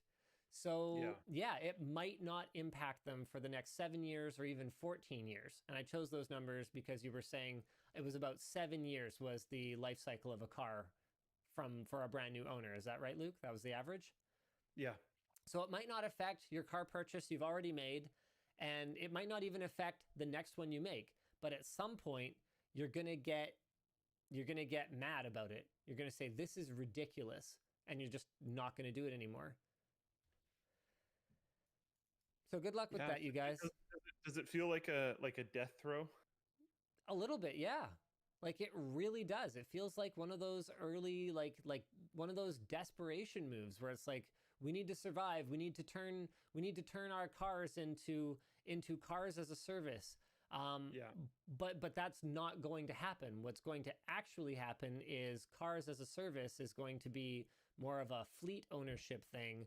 And they're just going to go to whoever is the lowest bidder because that's a commodity business at that point. And so if you're going to try to build your business around maintaining that experience and that relationship with the customer, antagonizing them by charging them extra for things that already exist in the hardware is probably the wrong way to go about it.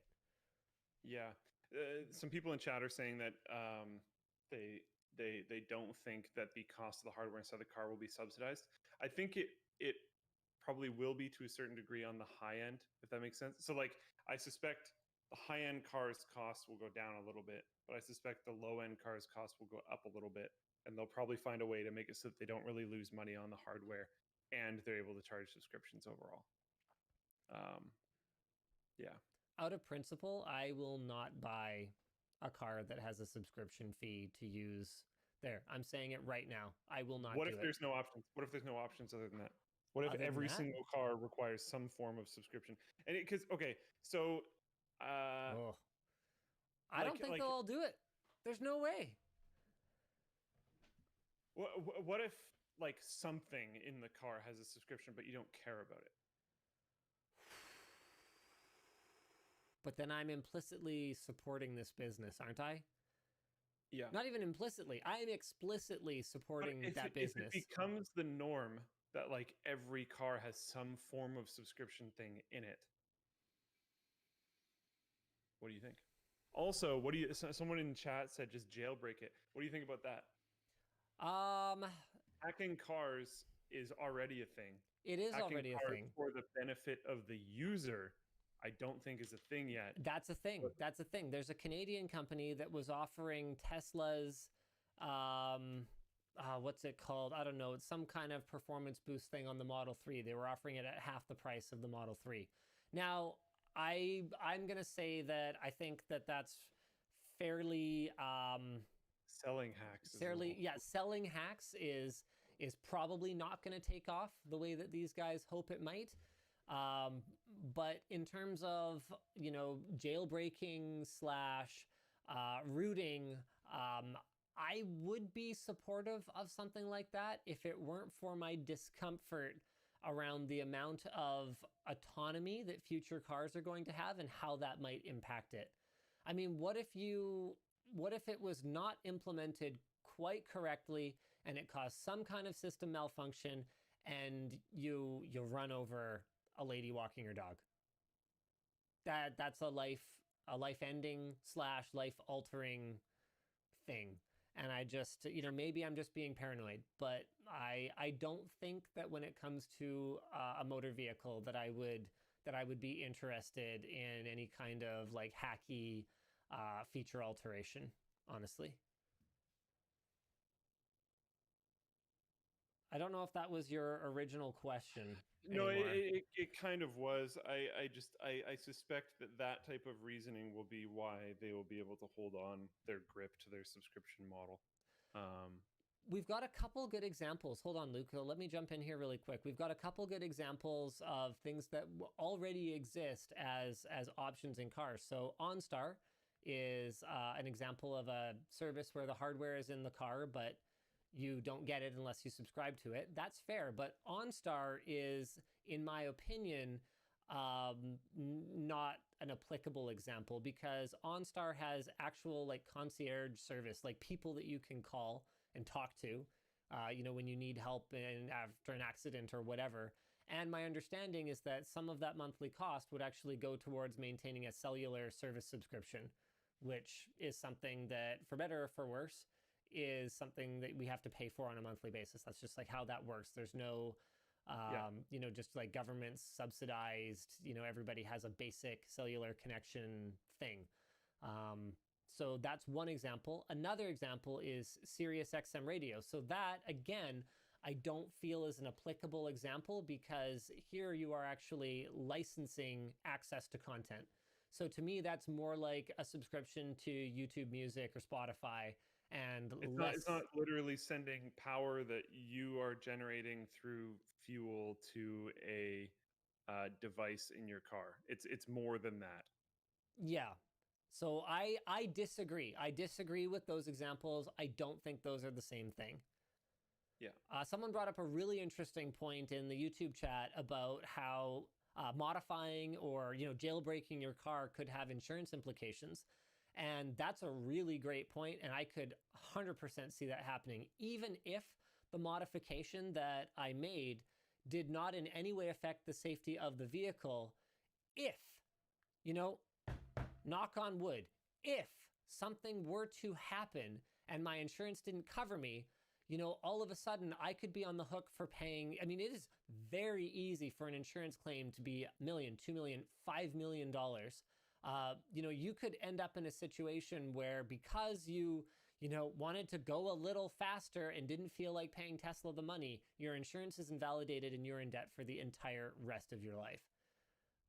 That's a life-changing, life-ruining That's interesting because you know how. I don't know if they're actually doing this or not, so my bad if they're not. But you know how Tesla was talking about how they would be handling the insurance claims for autopilot mistakes? Yeah, what did happen with that? I'm not sure, but go ahead. I can't remember. If you mess with their car, I'm sure they wouldn't. Oh yeah, I wouldn't think so. They're going to like take control essentially of the insurance of their cars. They can take control of basically the viability of hacking the car.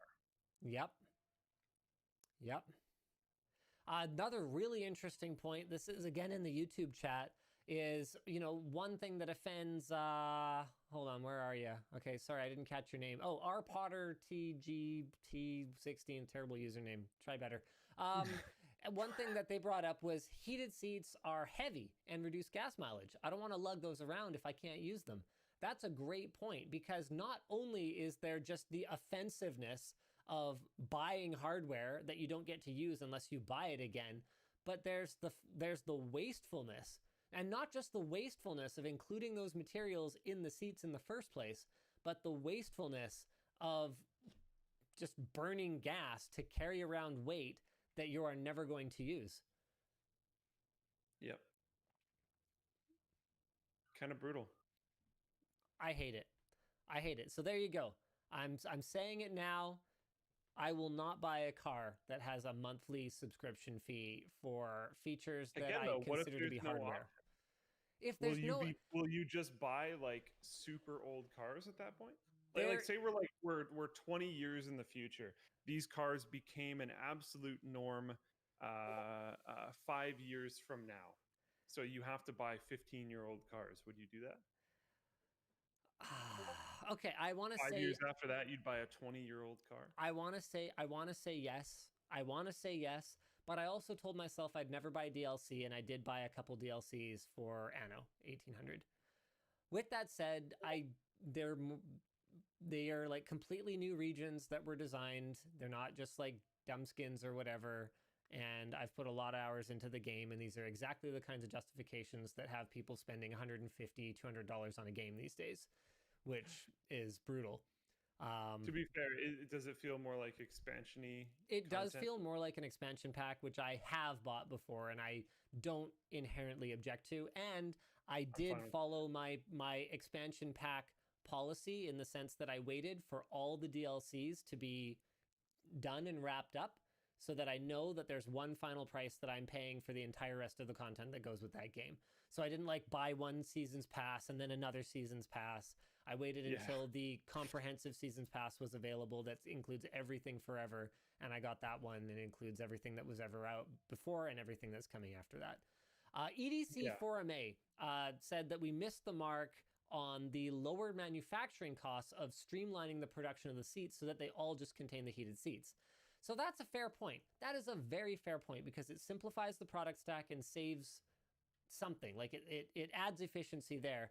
But my counter to that is that if you're improving the efficiency of your product lineup in that way, then it really isn't that difficult. Like if it really isn't worth it to you to take the heating element out, then you could probably just not charge that much more and heated seats could just be a standard feature on your cars, which would be pretty sweet.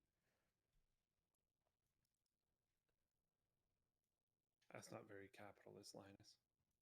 Well, you know what? Come on now. Maybe I'm a disgusting socialist, gross, whatever. I don't know what a cuck is that? Is that a good insult for socialists? I don't know. I don't know, man.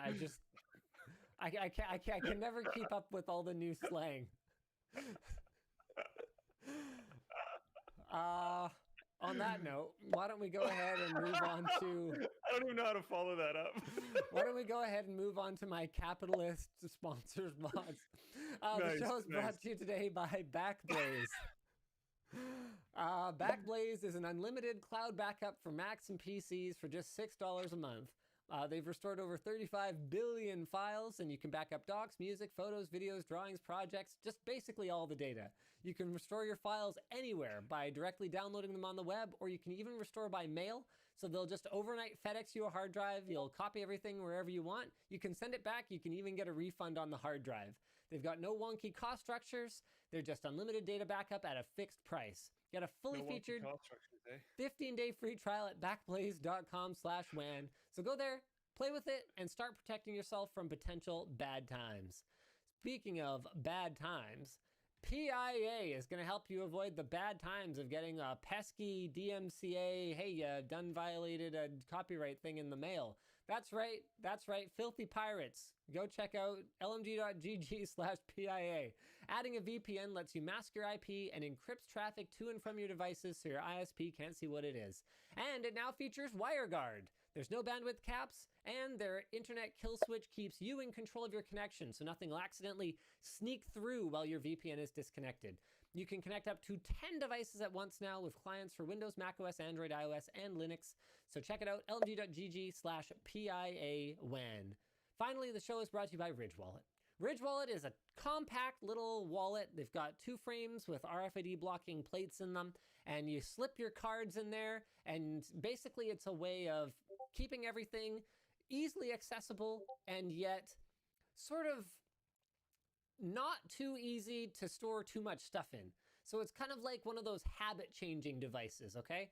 So it's big enough that you can keep the essentials in it, but not so big that you can get away with like having an old hotel room key or a spent gift card or whatever else garbage in there. So they've got a lifetime guarantee. They're available in aluminum, carbon fiber, and titanium. They've got a strong elastic band to keep your cards tightly together. You just push your finger into the little notch, pull out whatever card it is you need, and they've got more than just wallets. They've got battery banks, bags, smartphone covers, and more. Use offer code Linus to save 10% on everything at ridgewallet.com/Linus. Oh yeah. Just go to lttstore.com/cuck, you know? Is that considered a swear word at this point? Like, I actually don't know. I feel like it is. I don't know, man. I don't buy it. I have no idea. It's such a silly sounding word. Cuckold. You know, like it sounds like a, you know, kind of like a ticklish spot on the body. Like, oh, I'm gonna touch your cuckold. You know.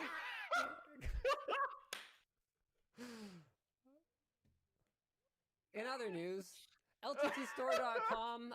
We've got new shipments coming of the regular size water bottle. Stealth hoodies are in stock in all sizes. Do we still have, I don't know if we still have the 4-for-1 promo, but we definitely have elemental shirts on the site right now. They're simple. Look at that. Look at them go. We've got all these different colors. Hey, good stuff. I don't know if we have any promos running right now or anything. I'm sure Nick will let me know if we've got anything.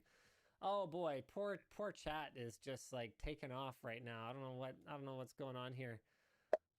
Socialist. Hey, media group. I just added 4 elemental shirts to my cart, and it gave me $30 off. Oh, okay. So there's something going on there. So apparently we still have 4 elementals for $50 going. That's like $13 a shirt. Go check it out. It's actually a little less than that. It's a good deal. They're good quality shirts.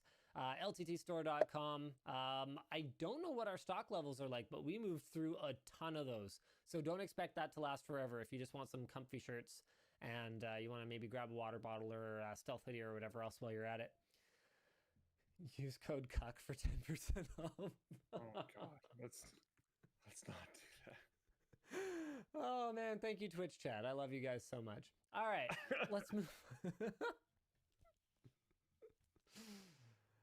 Let's talk about the Facebook adpocalypse. You know what?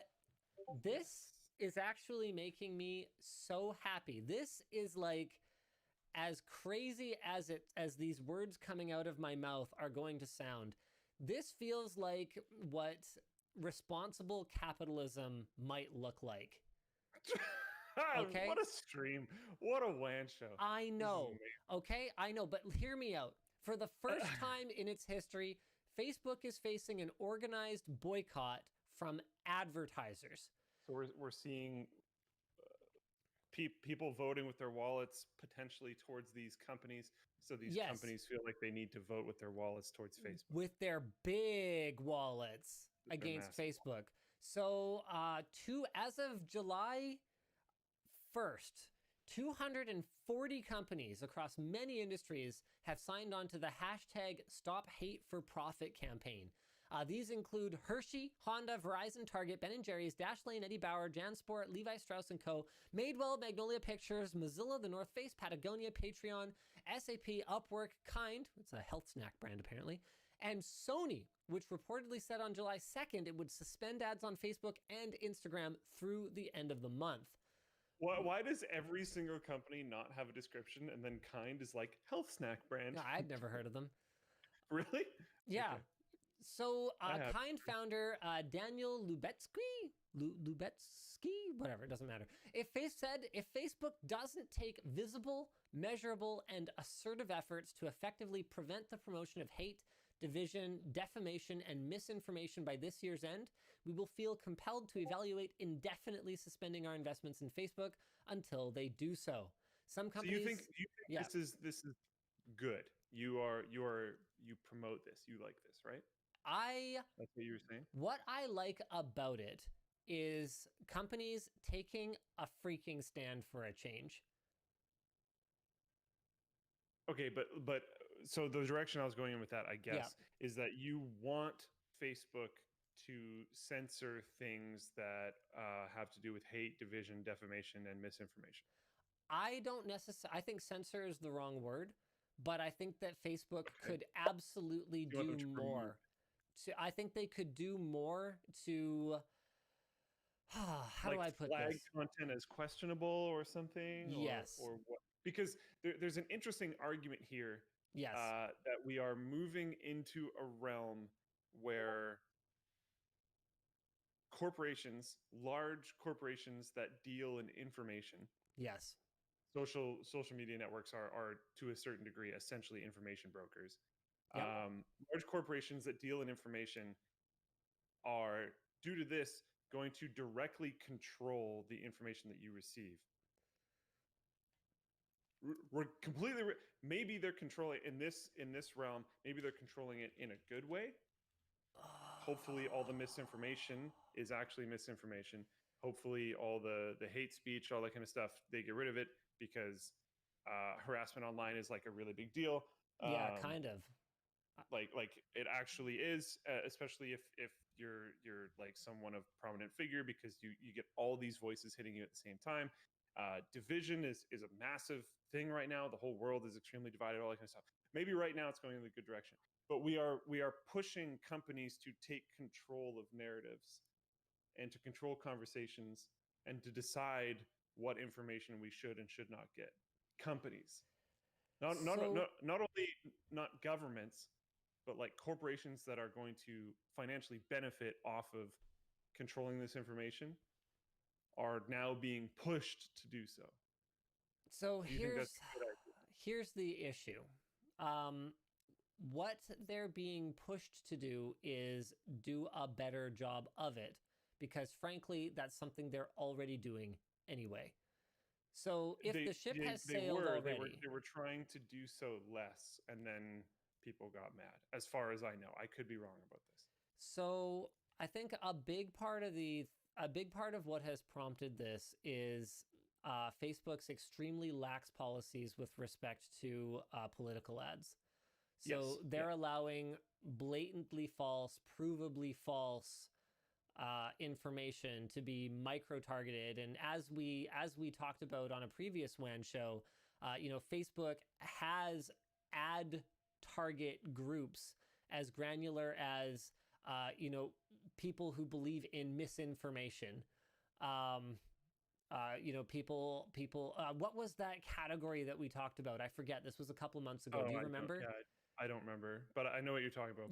I can't remember exactly what it was, but so do you think you would prefer like a basically a mass banning of pseudoscience?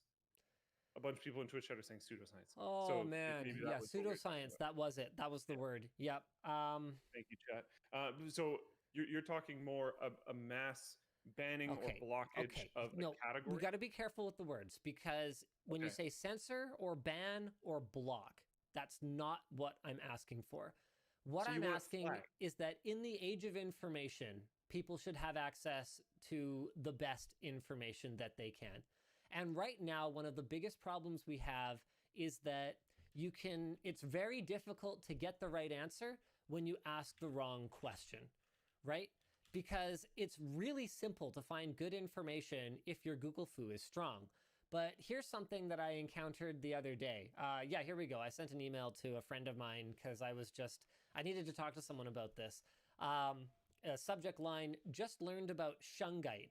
Have you ever heard of shungite? I heard about it through a Dr. Disrespect meme. It's like some rock or something, isn't it? Basically. That people think is powerful for some reason. So what happened was I Googled WTF is shungite, not literally that, but I basically Googled shungite, and I got this sort of, how Google will have commonly asked questions about it, and then the answers, right? That's a pretty normal thing. So here are some of the commonly asked questions about shungite. What is shungite used for? Does shungite really work? Can shungite be harmful? How long does shungite last? And how do you recharge shungite? If I were to click on something like, does shungite really work? And I were to get, this is great. And I were to get, this is an elevated answer. This is effectively a promoted answer on Google. This is from a site called blog.shoplc.com, and it says, if you purchase a quality shungite product that contains high amounts of carbon and fullerenes, then it'll be effective at absorbing the radiation. It stands to reason that the more shungite you have around sources of radiation, the better job it is likely to do. Only the high quality stuff though, dude. This is not the kind of answer that I am expecting. I am expecting to have at least two different answers to that question. One based on that there is no research to suggest that shungite is going to heal your body in any meaningful way. And one from someone who is clearly promoting this stuff, saying that, definitely buy more. The more you have, the better. Then there's sort of what I'm talking about with respect to asking the wrong questions. So if you ask a question like, how do you recharge shungite? What you really need to know is that this is pseudoscience, magic crystals nonsense. But instead, the answer that I get from KarelianHeritage.com is to recharge shungite. You can leave Karelian Heritage? I know, it's so close to Karen. From Karelia? No, it's spelled differently. So here's how to recharge shungite. To do it, you can leave it for a day under direct sunlight or for a night under moonlight. Use the smoke from sage and incense or fire from a candle. Wash it under pure water or dig it in a natural soil for a couple of hours. recharge it with the power crystals such as selenite, amethyst, or quartz. The power crystals. With Recharge the it power. with the power crystals. The power nice. crystals. And so, for me, what's really important is that someone researching shungite is not getting information from people who are selling shungite, or if they are also getting information from people who are not selling shungite. And one of the problems with misinformation is that it's so profitable and it's so prominent these days that it almost becomes an unwinnable game of whack-a-mole, because real scientists that have actual important work to do cannot be running around disproving every nonsense claim that someone comes up with. I mean, what happened to the concept of the burden of proof? The burden of proof is on whoever is making an affirmative statement. Yeah, okay. So I guess I want more information. Competing thing here. Yeah. You want more information. Yes. But like Google can't control, like how is Google going to control what you click on? Maybe they go like, hey, here's an article that pertains, like in this situation, you asked how to recharge it. So maybe what they do is, hey, here's an article on this person saying that you need to burn some incense and put it under dance the moon in a circle and click your fingers or something. And then they also suggest another one that talks against it. But this is a controversial topic. Check out this. This is a controversial topic, and whether you link to an authoritative source like Mayo Clinic or something like that. Again, though, I don't know that that's a perfect solution, because part of the problem with science is that it gets it wrong a lot. Which is fine. But people have to understand that science is a pursuit of knowledge, not a definitive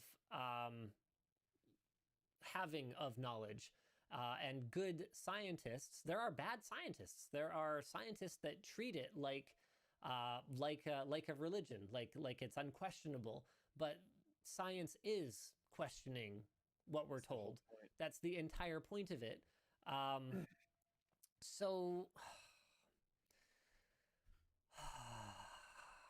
yeah, we've got people saying more information is as bad as only displaying the biased information. You overload the user and they ignore it all. Well, if they ignore shungite, then that's fine. I think that's probably okay. And so, okay. So Varial says, how on earth is Google going to manually vet millions of questions? Well, I don't think they have to. I think that you can paint with relatively broad strokes. So all of those questions about shungite can be fairly simply redirected to, kind of like what Wikipedia does, where it's like a disambiguation article. It's like, hey, so you're asking this question, but for your reference, here's an authoritative source that basically says, at this point in time, there is no reasonable evidence to suggest that shungite does anything, whether it's in a charged or discharged state, and you sort of buy it at your own risk. It's probably not going to hurt you in much the same way that, drawing a special magic circle on the floor of your bathroom before you have a bath isn't going to hurt you. It's just probably a waste of your time and therefore money. But what is to stop someone in the pro-shunganite community from saying that they are Shunganite? Is that not what it's called? Shungite? Sorry, I don't know. I don't know this stuff. Sure. It's just whatever. From claiming that they are a researcher and that they have, because there's some, I don't remember what exactly it was. I believe she ended up on Dr. Phil, but there was some lady that made this drink that you were supposed to drink, and I believe it got rid of no, I don't believe it did this. I believe it was claimed that it got rid of cancer or something, and it was this like horrible drink that like rotted out your body. I don't remember what it was called, Jilly juice or something like that. She claimed to be a researcher. She published books on this. Jilly juice. Yeah, this looks like it. This is it. Jilly juice. How do I spell that? Jilly juice. Okay. Oh, wow, they're still around. Yeah. So Wikipedia, when you go to the Jilly Juice Wikipedia article, says this article is a part of a series on alternative and pseudo medicine. But they're not like directly being like, yeah, this is obviously. They did say alternative and pseudo, but that's as far as they went. It is claimed by its proponents to be able to cure an assortment of conditions, including cancer and autism, as well as regenerate missing limbs, reverse the effects of aging, and oh boy, and quote unquote, cure homosexuality. Oh boy. The juice, composed of a mixture of water, salt, fermented cabbage or kale, is claimed to blah blah blah blah blah. It's terrible, and it like is horrible to take. Apparently, it tastes disgusting, and it just like rots you out from the inside. Drinking Jilly juice is so efficacy on Wikipedia. It says drinking Jilly juice is ineffective in treating ailments and cause serious harm, including extreme dehydration and Right. salt poisoning or death due to its high sodium content. Like this stuff is horrible. It's terrible.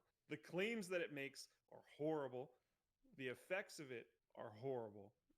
Like it's dangerous and horrible. Yes. But I believe the lady that invented it has published books and claims she is a researcher. So how, as a search engine or a social media website, do you get rid of this stuff? Because she was going the like science route. Obviously, other a little bit less forms of science have been like, no, it can kill you. Yeah. But like, it's horrible. Someone in chat said not peer reviewed though. I mean, she could probably find a peer to peer review it. Yeah, I mean, that's sort of But part of the problem is there's so much money to be made in magic remedies that, it's just a matter of finding, like let's look, population of North America is what, in the neighborhood of like 400 to 500 million people or something like that.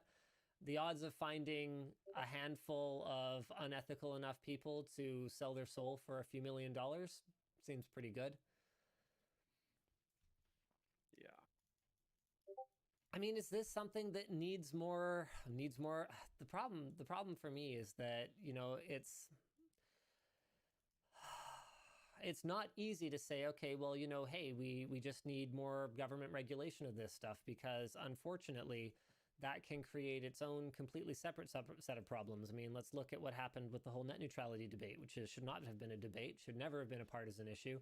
And for whatever reason, ends up with two sides where, for better or for worse, one of them is arguing that red is orange and the other one is arguing that red is blue.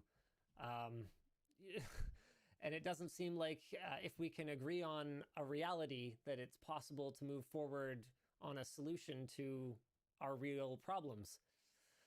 So there, I don't have the solution, but I do think that I do agree that Facebook could be doing more.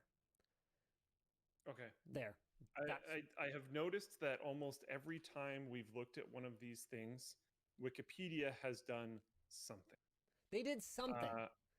Like with Jilly Juice, there was a big thing in the corner being like, this is alternative and pseudo, whatever. Yep. With Shungite, if you look up Shungite, Wikipedia is the first result.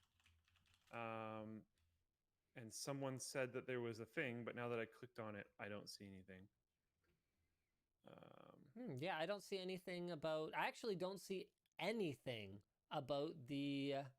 Oh, wait, no, uses. Has been used as a folk medical treatment since the early 18th century.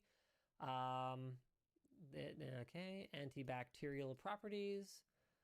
Okay, make use of water purifying, which he So it says that like the rest of it, well, the only thing that it says is confirmed is the antibacterial properties of Shungite have been confirmed by modern testing.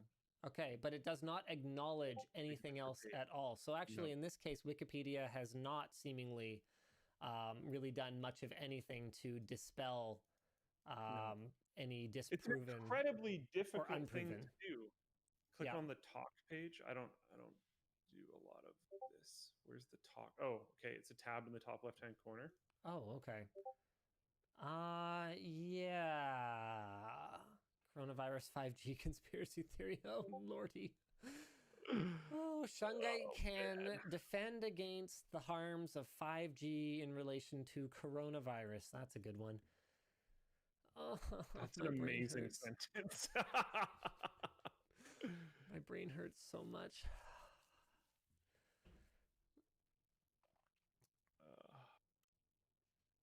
Okay. Ryan says, I love how a moment ago you were simping for capitalism, but now suddenly can't stop talking about the blatant issues of late-stage capitalism, LMAO. Here's a clue, Ryan. I'm going to give you one for free.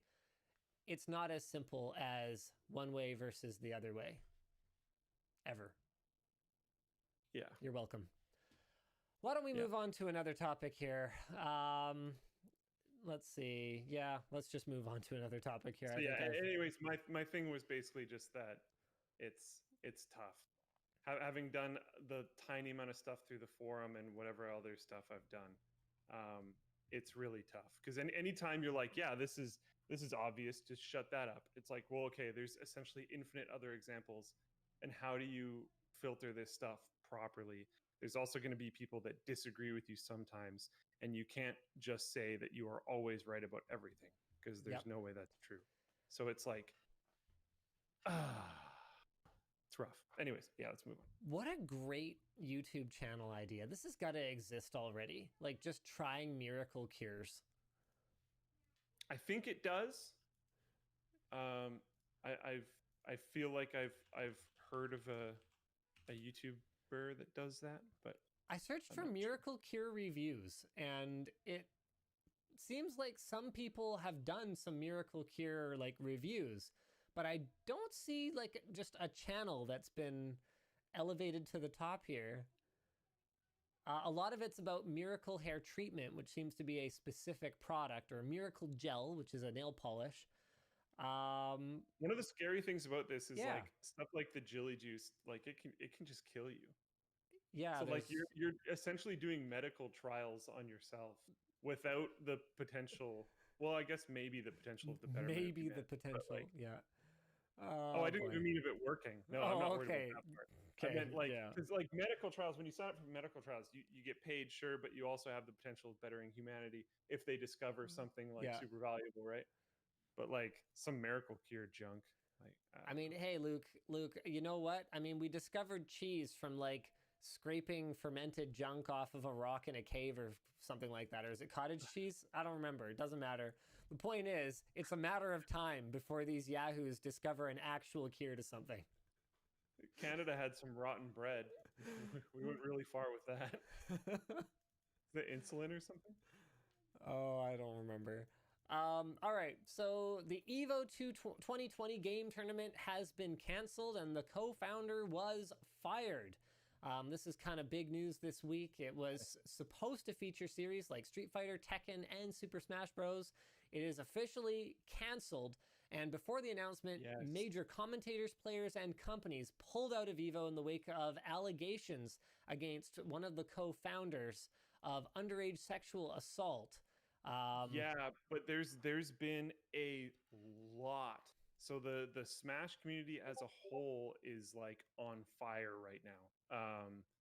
It has been wild and kind of difficult to follow because there's been so much news and there's been so many people that have been called out and there's been so many people responding to being called out, and there's people that after being called out have just deleted all of their public accounts on everything. And there's people that have been like, yup, I did it. And there's people that have denied it. And there's just, it has been crazy. The Smash community is a crazy spot right now. Yeah. I made a joke that one of the Smash players might win the next tournament by default because there might not be anyone else left. Oh man, which might not be that funny of a joke right now. Yeah, I don't know, Luke. That seems like some pretty edgelord stuff right there. Hey man, you were making you were saying cuck all stream. Oh, What? Well, it's not a swear word. It's not a swear Are you word. sure? It's not one of the hold on, what George Carlin words you can't say. Hold on a second. 7 words you can't say. Not in there. Not in there. So I don't accept it. Okay, fine, fair. What are we even talking about? Okay, so originally, I don't know if there's a ton more to go. yeah, initially Evo tried to move forward with an administrative leave plan for the co-founder, but that wasn't enough to keep people from bailing.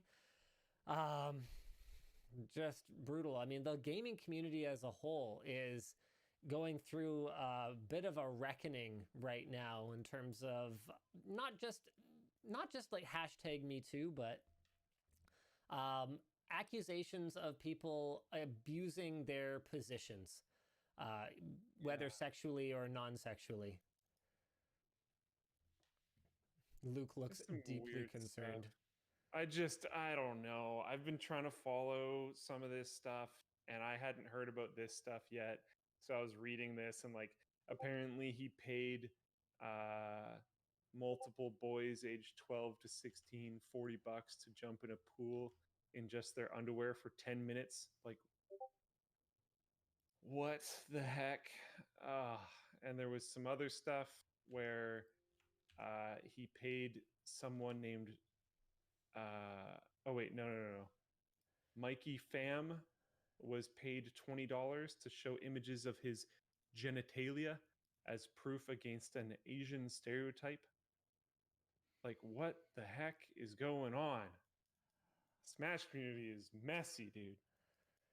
Okay. All right. Well, in other news, one netbook saw one GX1 7-inch mini laptop looks like a little tiny Alienware 51M. The source here is lilputing.com, and this thing looks absolutely sick. Look at that. It's an adorable little Alienware clone. I absolutely love it. Don't expect Alienware-like performance out of this thing because it's using onboard graphics. Hold on a second. Where's our 7-watt quad-core chip with Intel UHD graphics and 24 execution units? Where are the rest of the specs here? Come on, guys. There we go. 8 or 16 gigs of LPDDR3 memory. So it's not going to have the same kind of performance you might expect from a GPD Win Max.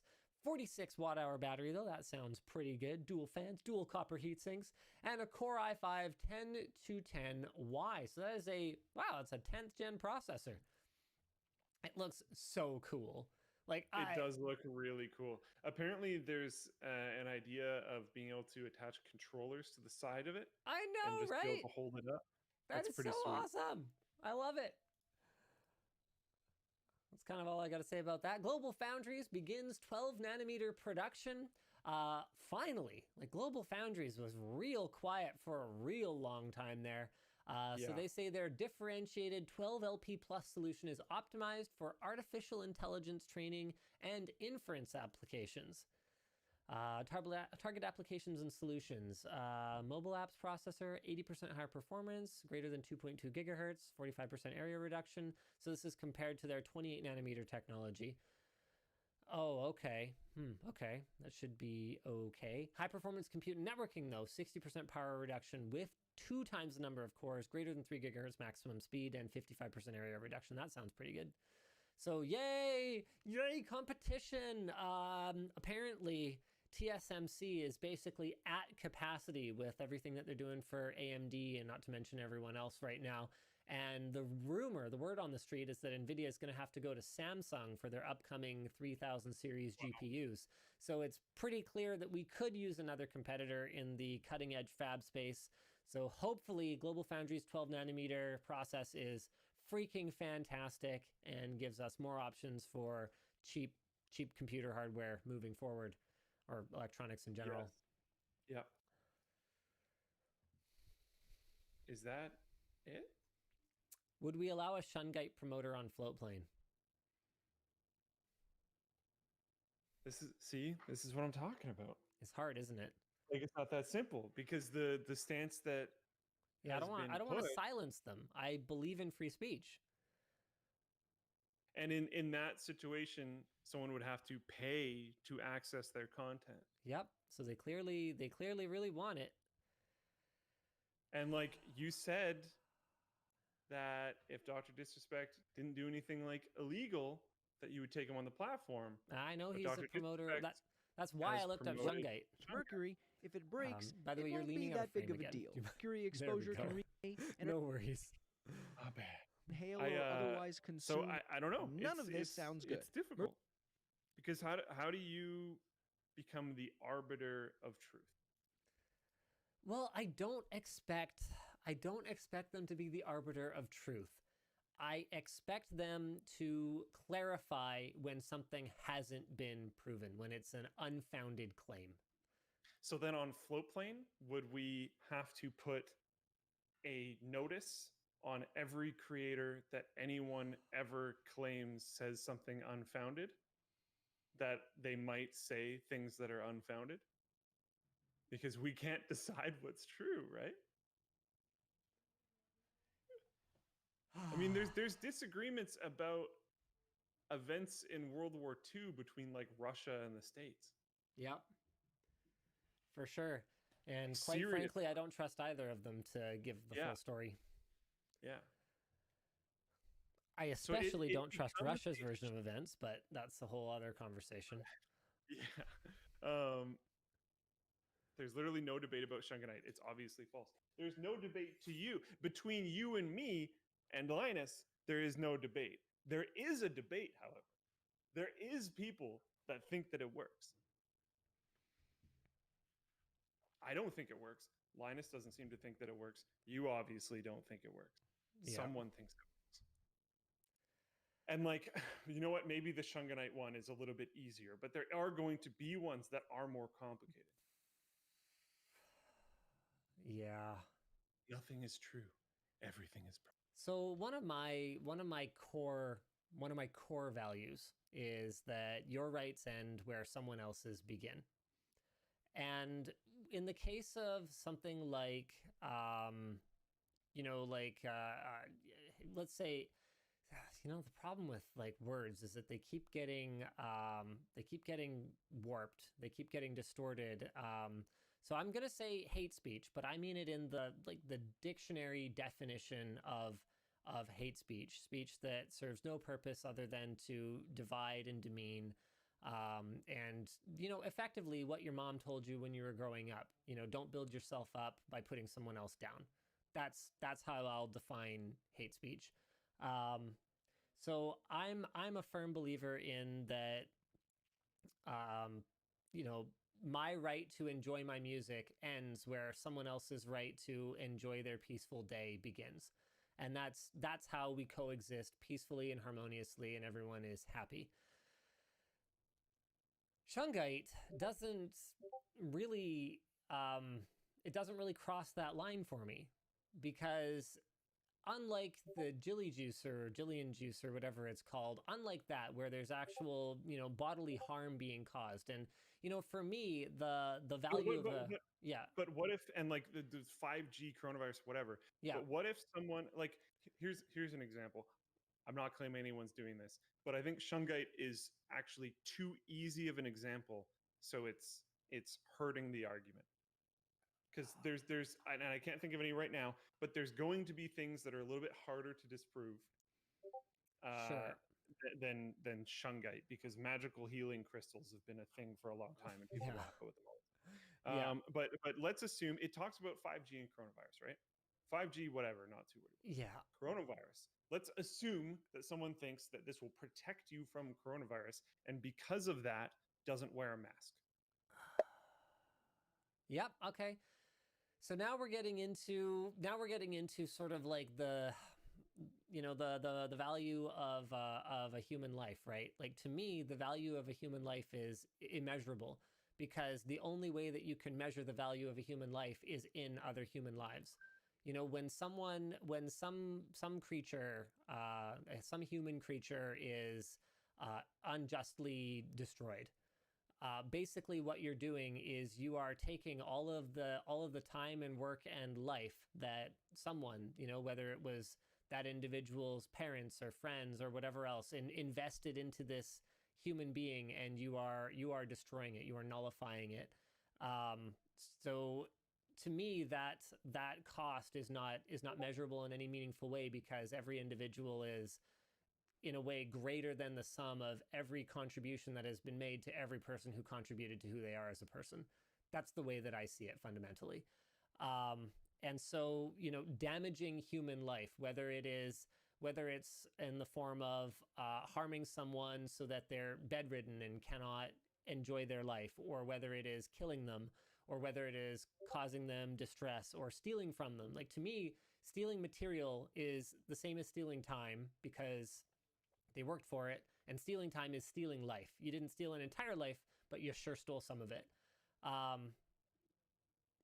As soon as you say, okay, yeah, you know what, this person's irresponsible conspiracy theory spreading is damaging other human life, I go, well, yeah, that's a problem.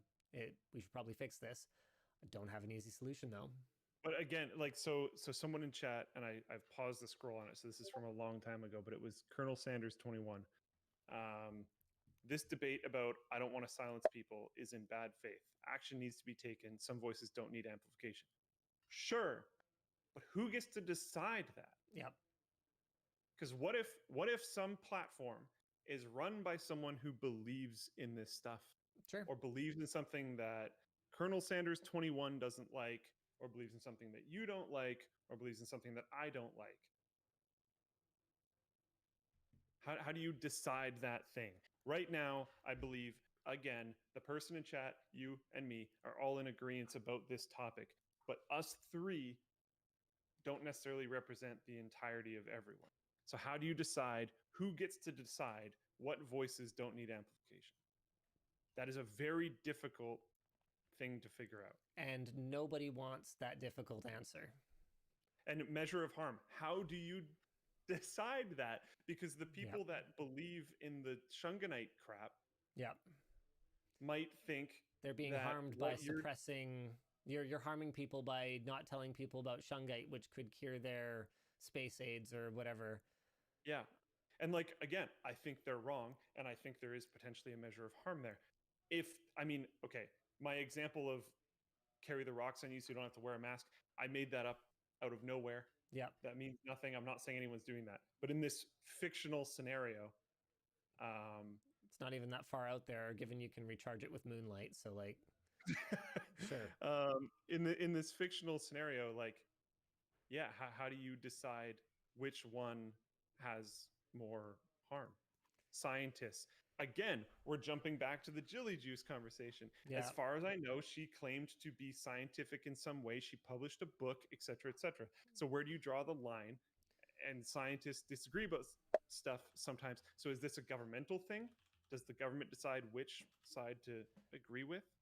Yeah, and hold on a second. It's a really difficult conversation. Who's that doctor? Who's that American doctor with the TV show that basically promotes nonsense, like nonsense cures all the time? I can't remember his name, but basically he admitted to just lying and fabricating, like in front of Congress at one point. Yeah, Dr. Oz. Yeah.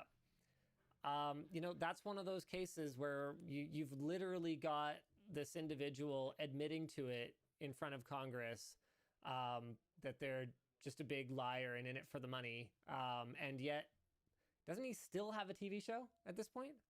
I have no idea. Yep, I think so.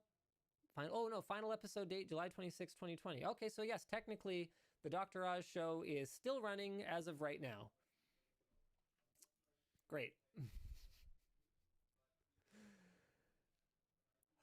Yeah, thanks, chat. Chat is now exploding with answers here. Yeah, it's great. It's brilliant. So that's an example of an actual medical doctor who sold out. Yep. And so unfortunately, we can't just put doctors in charge, because doctors are people and people are fallible. We can listen to bodies of experts. We could probably talk about this for days. This is an extremely complicated subject. I know it seems really simple when you first jump into it, But if you really try to discuss action instead of just frustration, the conversation starts to become extremely difficult. So, yeah. Really though, Tom Cigars in the super chats has the real questions here.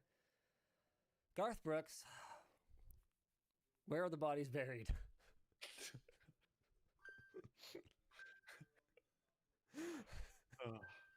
Guys, it's a meme. Okay, it's a meme. It's a meme. Everybody just chill, okay? We should do a couple super chats before we close out the show today. I'm just like depressed now because the world is complicated and broken and fixing it is hard. Voodoo Child says, shout out to my lovely wife who's not really paying attention unless she hears her name, Alana. Sup, Alana? Okay, Robert Mail says, old news, Peltier cooler, poor battery life. Yeah, the stupid Sony cooler. Tommy Gunn says, Linus, why did you switch from 3950X to Threadripper? What was the rationale? Because I had to have more SSD speed than the PlayStation 5. PC Master Race for life. That's like, honestly, the flimsy rationale that I provide in the video that isn't up yet. It'll be up soon, though. I needed more PCI Express lanes so that I could put a stupid overpowered SSD in my machine that will make no meaningful difference in real-world use. That's what I needed to do. Hey, Luke, do you have your Kickstarter hammer yet? No. Cool. Jackson Tint asks, hey, Luke, what happened to the Floatplane app? I reinstalled iOS the other day, and the app has disappeared. Luke, do you want to get into that? I will try to not blow up a building, and I will try to not make this take forever. But Apple basically did not let us update the app in any way. Apparently, Jaden figured out that we would be able to push purely bug fixes because it's like not legal or something for them to stop those. And there was some theory about how we'd be able to keep going in that way. But there was issues with a big update that's kind of here.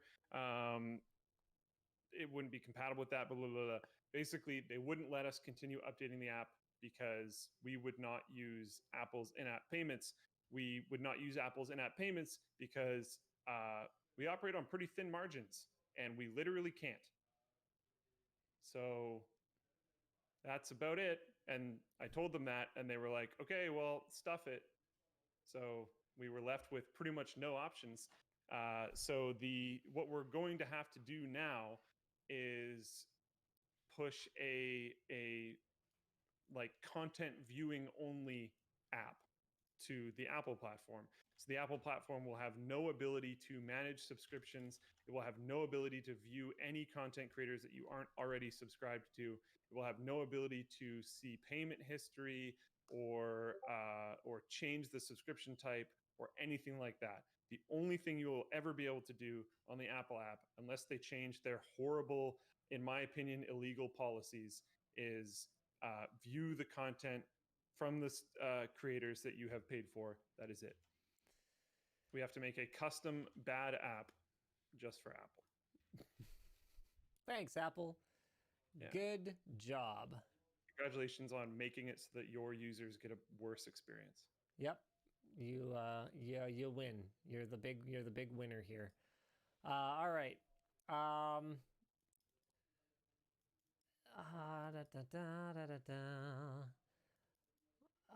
Hullingrew says, hi Linus, can you teach me how to do a computer or tech review?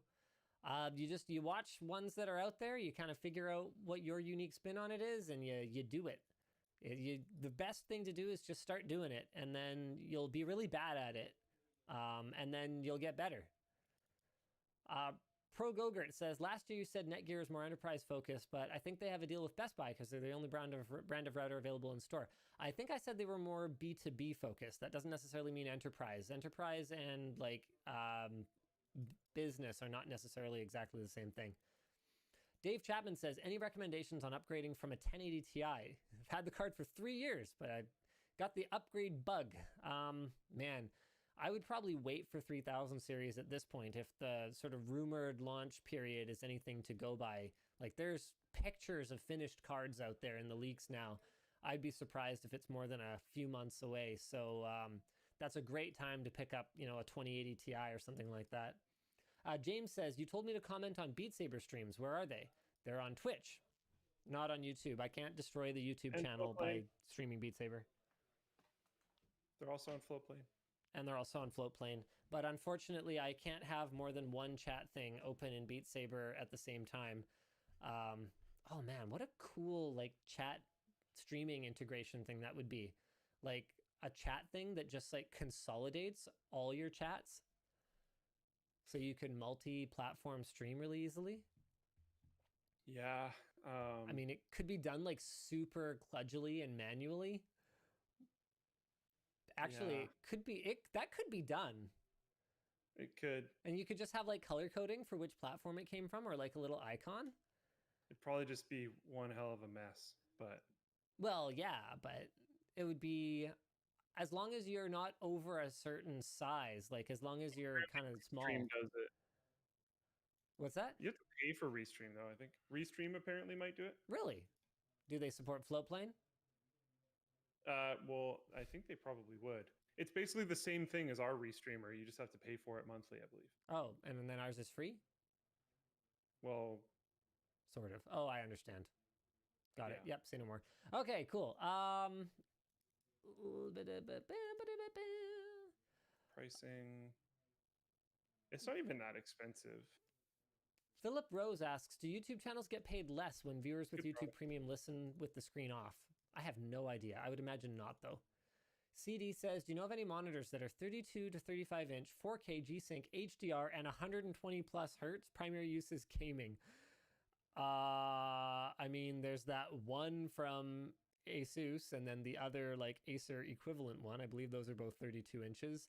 Other than that, honestly, I wouldn't go 4K for gaming. Like, why? What possible use could you have for a 120 hertz 4K display? What graphics card that's not, you know, gifted to you by an army of angels in, you know, the Ark of the Covenant is going to be able to run like modern AAA titles at those frame rates at that resolution? Honestly, the Samsung one that, full disclosure, the unboxing was sponsored, but nothing I'm saying right now has anything to do with that deal. The Samsung one that I unboxed over on Short Circuit, we uploaded that video today. It's 1440p, 32 inches, and ticks all your other boxes. Looks like an outstanding option. And it's 240 hertz, which is pretty sick. Okay, so I just looked for an update on the Cold Bar Hammer, and there wasn't one, but someone 9 days ago said, I wonder if I'll still be able to give this to my dad as a gift for Christmas in 2013.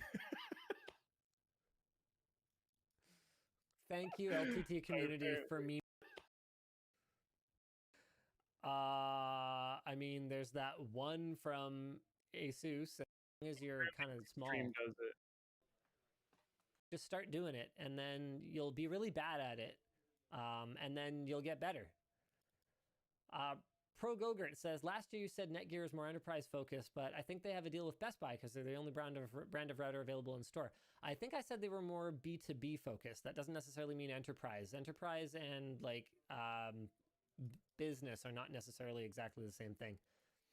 Dave Chapman says, any recommendations on upgrading from a 1080 Ti? I've had the card for 3 years, but I got the upgrade bug. Man, I would probably wait for 3000 series at this point if the sort of rumored launch period is anything to go by.